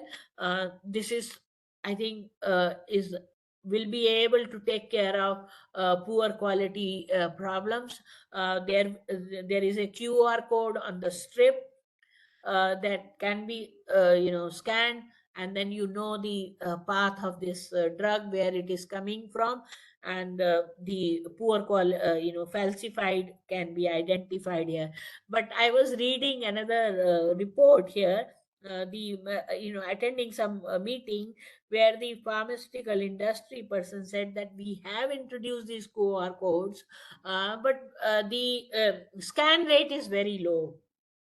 People are not scanning it. So perhaps one reason could be that they are not aware of this QR code, the utility, how to use this. So increasing awareness about this will help us in promoting good quality product. And then, of course, once you identified not of standard quality, spurious or adulterated, recall and coordinate actions are needed. So the bottom line here is, buy medicines for the public messages from licensed pharmacy.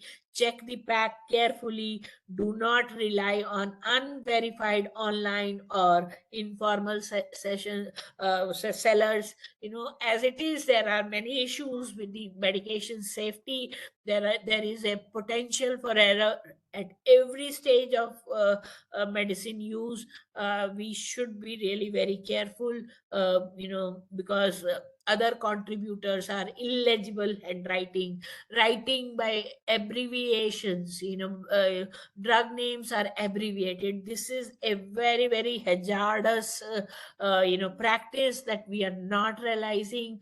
PCM, CPM, for everything actually we have abbreviated. This is prescription is a medical legal document. We should prescribe by generic name, because for patients, they don't understand unless we particularly make them understand that this drug is an antibiotic, this is a painkiller, this is for hypertension. Otherwise they will just stop taking medicine. Many of them believe, even today, hypertension में एक हफ्ता खा लिया बहुत है ठीक है, and hypertension is silent. They don't have symptoms, so they don't feel the need. So all these things are important. And then it's many a times, even if they want to take, they don't know which one is for hypertension, which one is for diabetes, which one is for infection. I've seen one patient taking amoxicillin for a year because it was part of the prescription and nobody explained, and patient continued taking this amoxicillin for a year. So please be careful about this. Use the brand name, generic name. This is less error prone, and approved generics should generally be viewed as acceptable substitutes for brand name. Many times, if there is no response, this is attributed to generics, that because it was a generic product, because it was a hospital supply, that is why the patient is not responding. Please review this with adherence, whether the patient is taking it as instructed or not. Also, the drug interactions. I was in Rajasthan, and I was very much shocked to see that in almost all health facility they were using this iron injections for anemia in ANC clinic.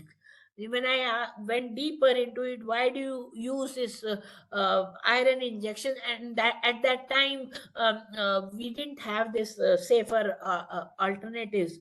So उसमें anaphylaxis का risk was very high. So they said the quality supplied in hospital is so poor that patient is not responding. So that is why we use this injectable iron preparation. Then I couldn't sleep that day. How could it be? And if any anaphylactic reaction happens, how are they going to save their patient? So next day, then I inquired again, how do you give this iron? There I learned that in ANC clinic they are using both iron and calcium together, and no instructions of separating these two, because there is a significant drug interaction potential here between calcium and iron. So unless they are spaced hours apart, this interaction will render it ineffective. So a simple clinical feature was overlooked, and there was a foregone conclusion that the quality, because this is a generic quality in government system is bad, that is why patient is not responding. So please don't fall into that trap.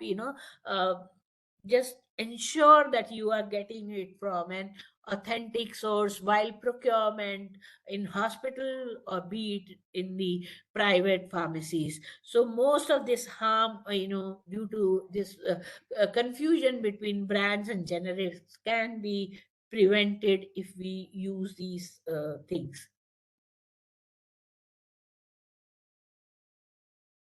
Yes, drug interaction is not, that is why, the timing of drug, when to take, is important. So, with food, without food, generally, best time for iron is said after 2 hours after meal, because if you take immediately with meals, it will not be good absorption.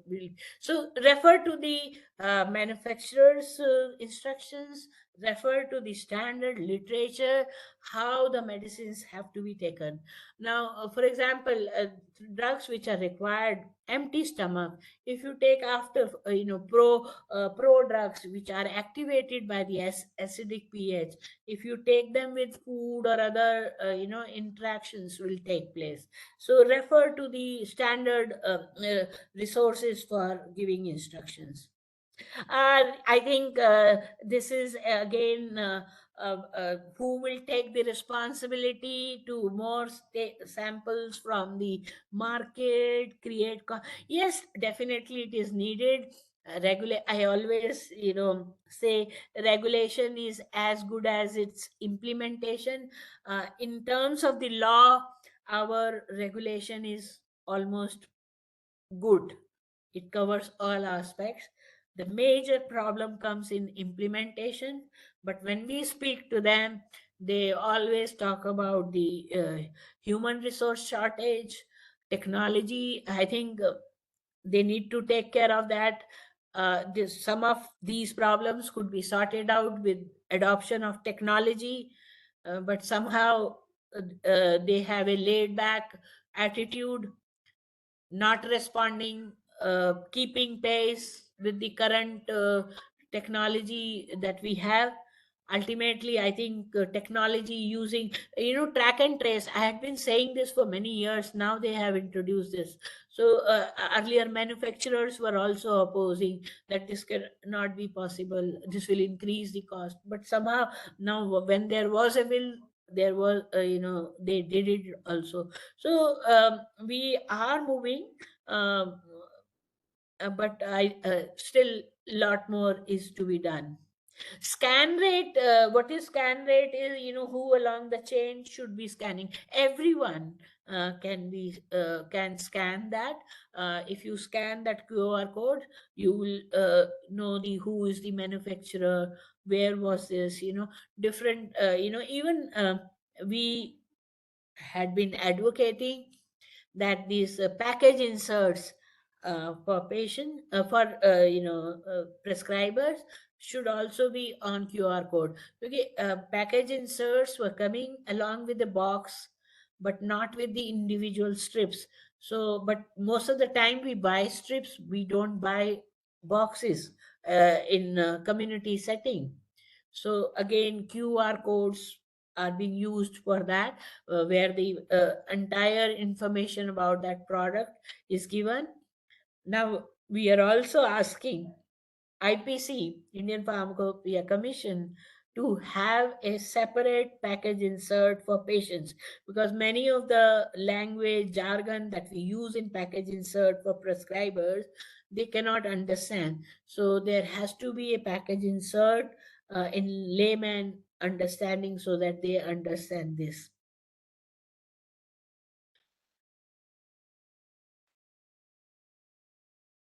Yes, we see use and misuse is in our hands. Uh, I think in all professional professions there are some unscrupulous people, but that should not become the norm. We all know Ozempic, like drug, cannot be used unsupervised. So I take every opportunity to educate patients about this. Very good, Raksha. Okay, I think that's excellent that you got score 2500% score in both pre and post. I don't know whether the session was useful to you or not, but really very good. Ranjit, you can post the post test link here. Are there any questions that I hadn't taken?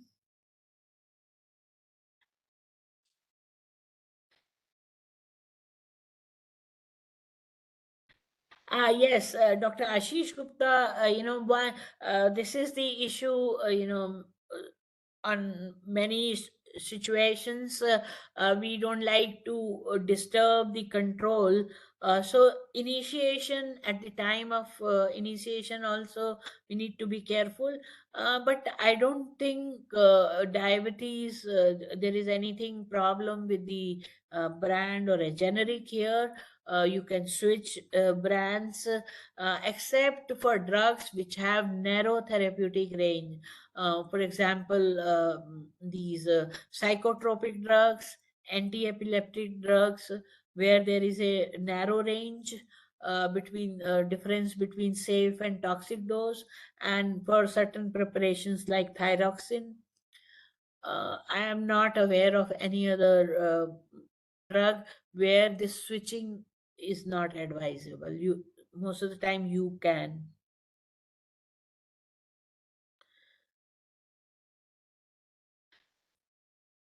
See, for this convincing part, counseling part, I think we need to be convinced ourselves first, because there is a very strong belief which is deep rooted, is low cost means low efficacy. Same thing happens with essential medicines. Many, for many years people thought the essential medicines, since they are cheaper because of the bulk, economies of scale here, they thought cheaper means less effective, newer means more effective. So there are certain notions, misbeliefs that we have, or we overhype these without any evidence, which can lead to problem.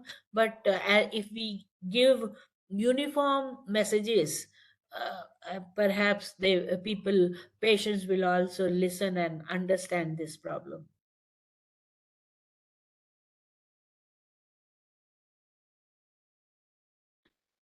There are compounded medicines, fixed drugs, and firm with multiple. Compounding तो doctor साहब अभी नहीं करते हैं, only for anti cancer drugs, वो भी special situations में करते हैं.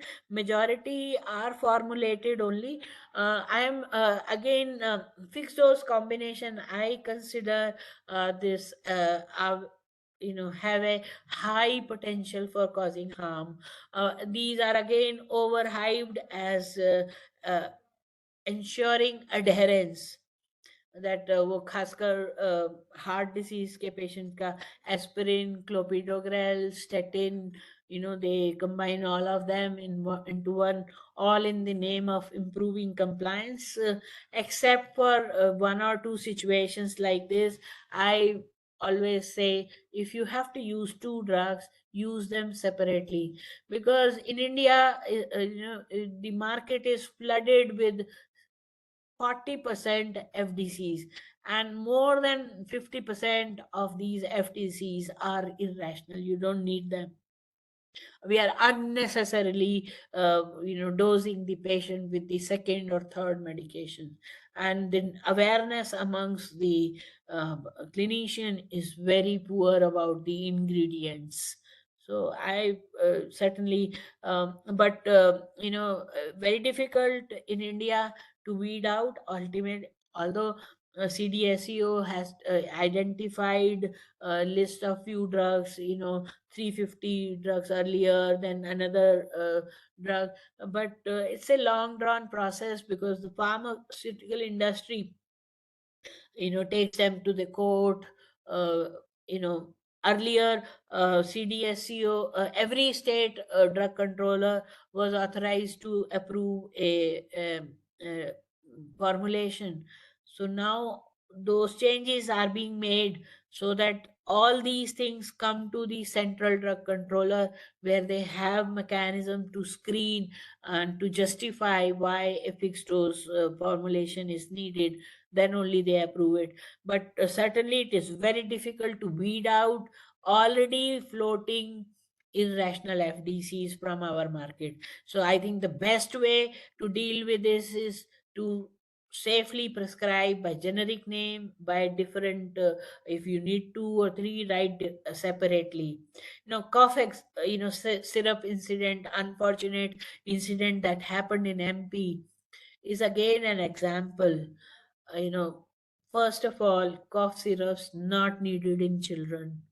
Then, you know because some was available in the market, they use it. It was used it. So the harm, unnecessary deaths happened. This was totally avoidable. So there are unscrupulous people in the market. Good regulations, good punishment, judicial process, rapid process can help us curb this problem. But we need to recognize the limitations in the current system, and keep advocating. I don't, for last 30 years I'm working on this. So we keep saying, someday I'm quite positive that somebody will listen and will raise this issue and address this issue. And I'm very happy to see that QR code, track and trace technology, all these things have been now adopted by the government of India.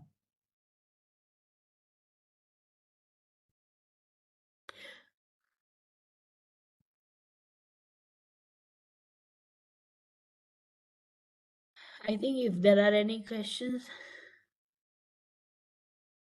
you may have brand generic, you may have product innovator brand, and the same company may also be making the generic by the drug by the brand generic or generic. So the problem actually, the uh, theoretically the generic medicines are equivalent, but these pharmaceutical companies, for example, Cipla or Sun Pharma or any other XYZ pharmaceutical company, they have their own innovator brands. So the quality should not be different, because it would be manufactured in the same premises. Problem comes when they sublet this to others, and if they have no supervision mechanisms to see that these subletted premises are working according to the quality assured criteria. So regulation implementation is really very important to build, restore this trust in the generic name. The idea of generic name was to pass on this benefit to the patient, cost benefit to the patient.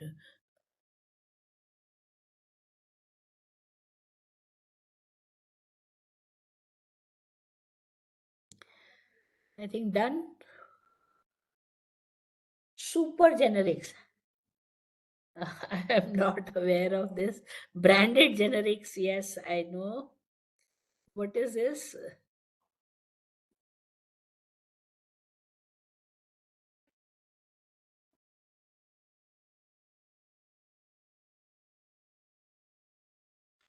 Uh, uh, Ranjit, post-test link and feedback link you've already put there.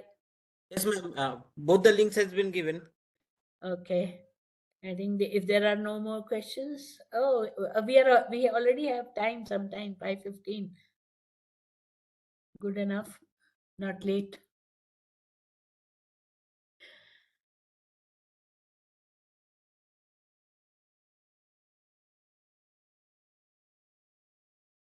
Super generics are also generic. They are based on an existing drug but change enough to offer an added benefit.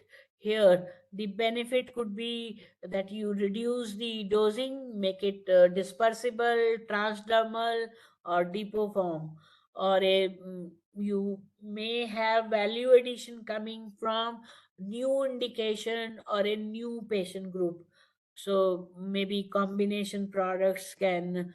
So there is no uniform regulatory definition of super generics or value added generics.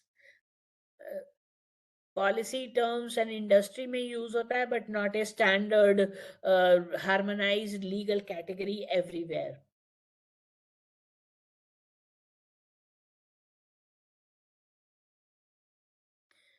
These are nothing but redesigned to improve use, safety, tolerability, adherence.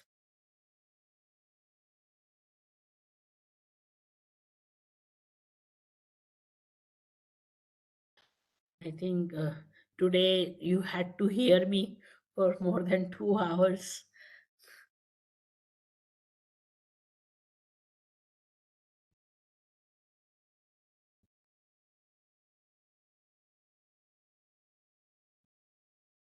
If there are any questions, you can write in the chat box.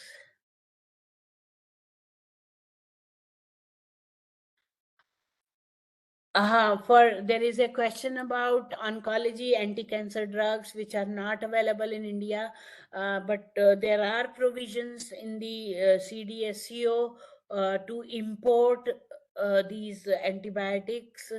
There is a particular form where the prescriber fills that form and they arrange it. Usually, they don't take much time to make those drugs available. Certainly, but you need to give justification for that form requires that, so you need to fill that, but you can prescribe many of these rare diseases.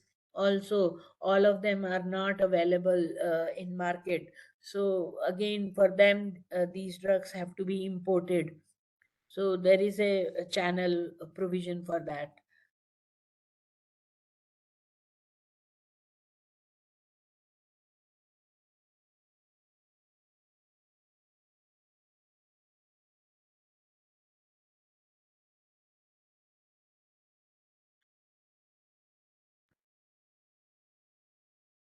Strong need to promote generic medicines, but for rural settings still it's inferior awareness. Now again I think let's not put the mix the spurious substandard with generic. Generic does not mean lower efficacy. Quality is a separate issue. If you ensure sourcing from authorized manufacturer, proper manufacturers, generics are equivalent to brand names. Awareness has to be I think first of all, awareness will increase when we stop writing drugs by brand name. If you are very very particular about the efficacy or bioavailability, particularly with regard to narrow therapeutic index drugs, you must write.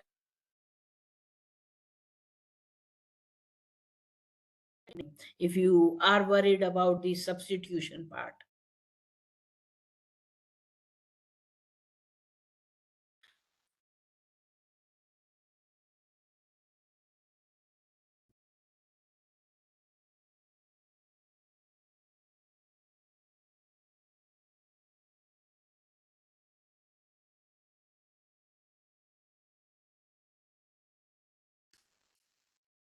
can you hear me?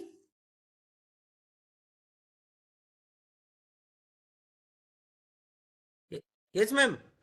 Your But I think you video, cannot see my video. video. Yeah. Okay. Anyway, there is a question about a 72-year-old woman scheduled for cataract surgery, has a urine test showing she has no urine, no fever, no flank pain. So the question, what is the question? This is asymptomatic bacteriuria. Patient is not symptomatic.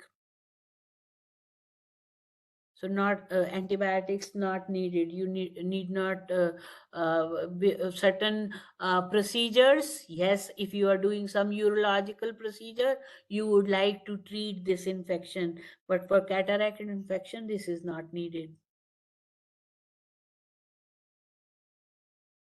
Unless in pregnancy, there are certain indications where you need to treat elderly. Yes, of course. Okay, this is a 72-year-old woman.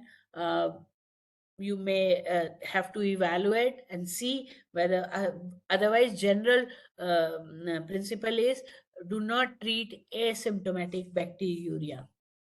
Treat only when there are symptoms.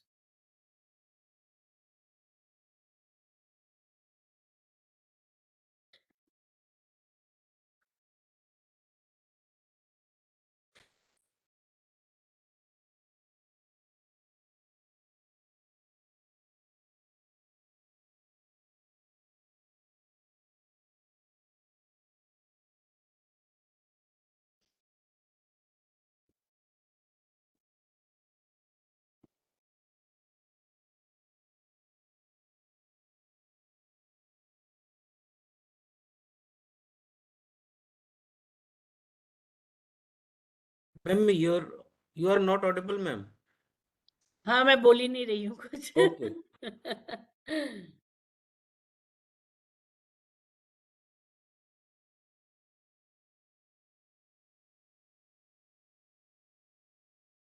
Generic drugs are not available. I think it is the branded generic that we write which is not available everywhere. uh, if you write by generic name, availability should not be a problem comes when we write a branded generic here or a brand here. You will find those branded generics only near some hospital. Outside any hospital you'll find there are lots of chemists, and usually though, and it reflects the prescribing pattern in that hospital. So because they are writing, so they are making those available. If I also think it is a demand and supply issue. If we don't write this, these will be weeded out. Likewise, this irrational FDCs, this will be weeded out from the market if we don't write. Certainly for things like cough syrup, or where there are multiple ingredient needed, that there you may need a particular brand or a particular company composition, so you can use the brand name over there.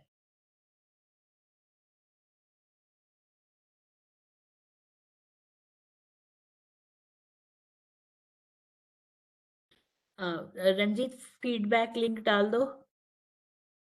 Is there anything else you'd like to say? Ferric carboxymaltose injection to treat. Yes, these are safer but costlier, but these have been part of the standard treatment guidance now. And over the period, market takes care of the cost.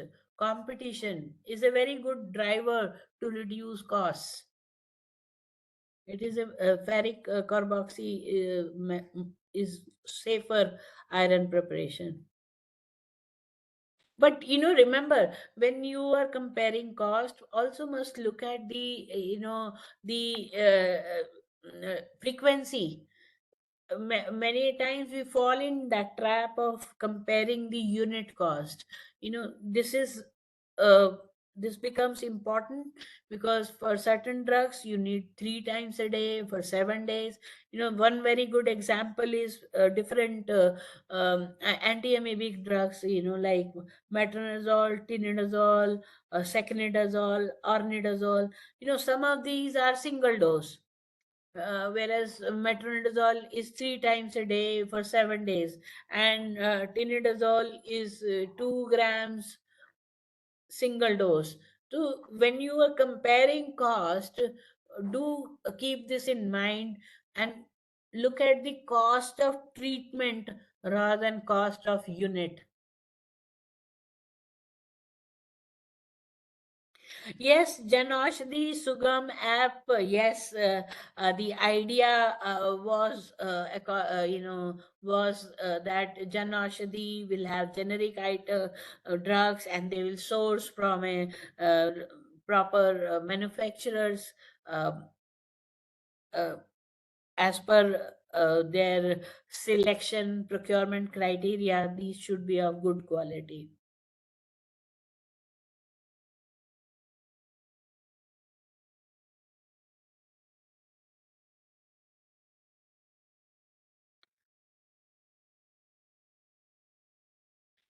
चलिए, can we, आज ईद का दिन है. Once again, Eid Mubarak to all of you. I think on a holiday we all sat here this afternoon for almost 3 hours. That is commendable, and I hope you found these messages useful. And I would all urge you all to at least start doing something. The lowest hanging fruit is reduce the duration, switch it from IV to oral. So and use default no antibiotics in viral. Only use as a CHO or a frontline worker, default no prescribing should be there, but at the same time must look for red flag signs. If there are any of those red flag signs, then you have to adequately refer to a higher level. But otherwise, no, by default no antibiotic. If at all you have to prescribe, prescribe it from the excess group rather than from the watch group. Antibiotic jumping from one to another antibiotic by PP, how to stop, as some will not listen. I think it is easier to change ourselves first, adopt it in your practice. Many a times these informal prescribers or private practitioners, they copy our prescriptions. So if, I believe, if we are able to correct our own prescriptions, perhaps when they copy, they will copy it properly.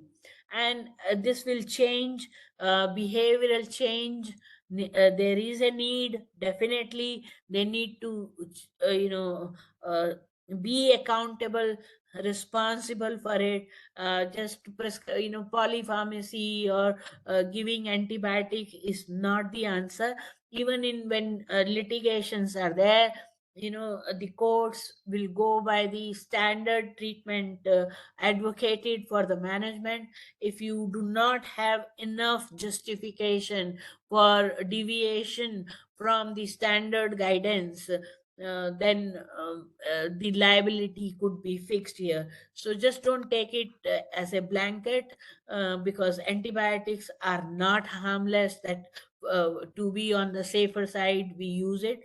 uh, I have seen, when I was in medical council as secretary, I had seen patient complain, family complaining against the doctor because the patient died because of the anaphylactic reactions due to an antibiotic given. So either way, you have to really balance it. Ultimately, it is the balancing effect that you have to see. You have to balance the uh, benefit to the individual versus your future patient. I agree, this dilemma is not so straightforward, but keep this in mind, that every unnecessary prescription today will make the treatment difficult in times to come for future generations. Is there any guideline on percentage utilization at various level? As I told you, there is nothing like that. It is aware that you use excess at PSC level, watch at the district level, and reserve drugs last resort at the referral units. And overall, be it whichever level it is, referral or a district level, access should be 70%. 35 25% could be from the watch group, 5% could be from the reserve group. If we are following that proportions, perhaps it is okay.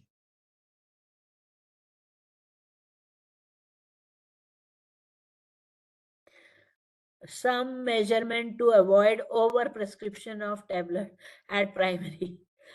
Again, azithromycin, one effective would be control that you don't supply these drugs.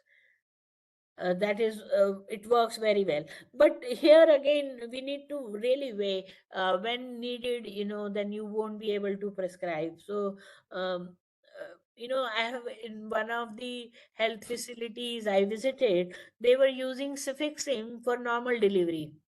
It was a routine.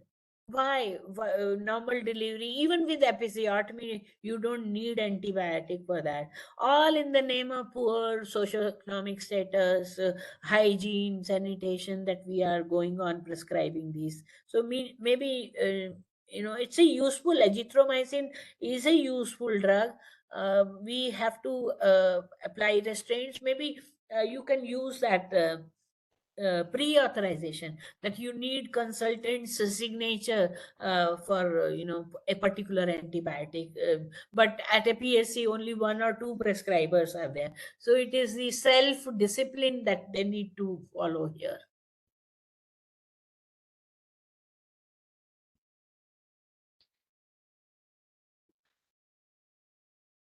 Prescription audit is the way, that you do prescription audit, and if you see a particular pattern, then you can give feedback, discuss how to control it or decrease it or substitute it with alternate antibiotics. Audit is the mechanism here. Because many times when we talk to the prescribers, they say, I don't do this, it is the other prescriber who is prescribing.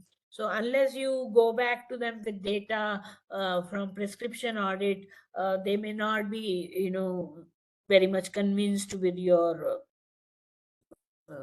explanation. So, and also having a leader, clinical leader, is important, especially, for example, for perisurgical prophylaxis.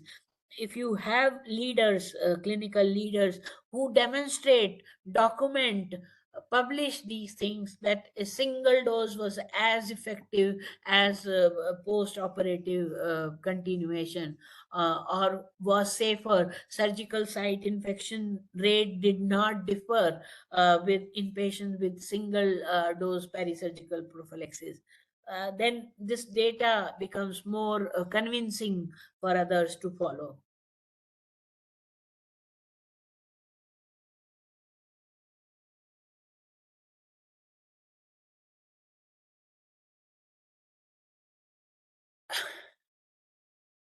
I think, can we?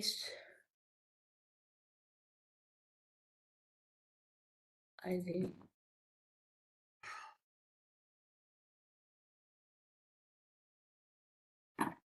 Uh, I'm almost all done.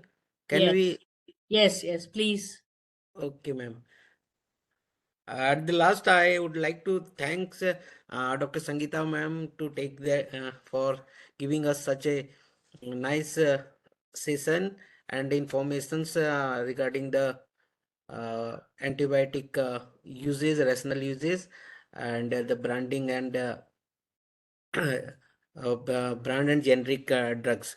Hope all the participants has learned from this session, and just I would like to inform you that in the next STG session there will be a two session on substance abuse screening and psychiatric disorder in primary care settings.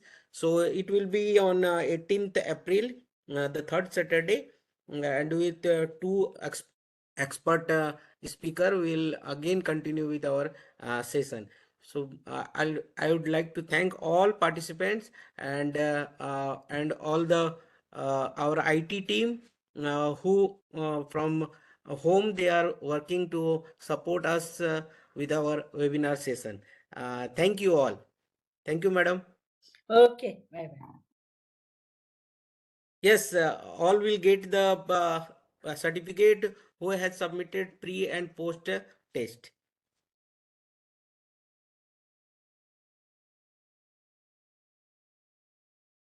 Ideal time for giving antibiotics for prophylaxis is 60 to 120 minutes before incision.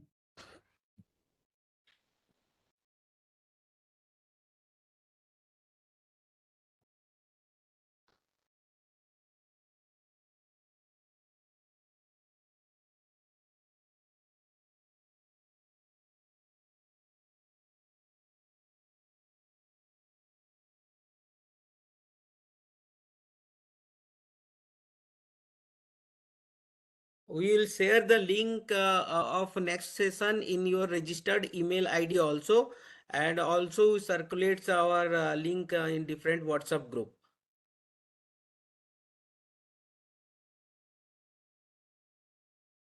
Ma'am, can we leave now? Okay. Thank you all.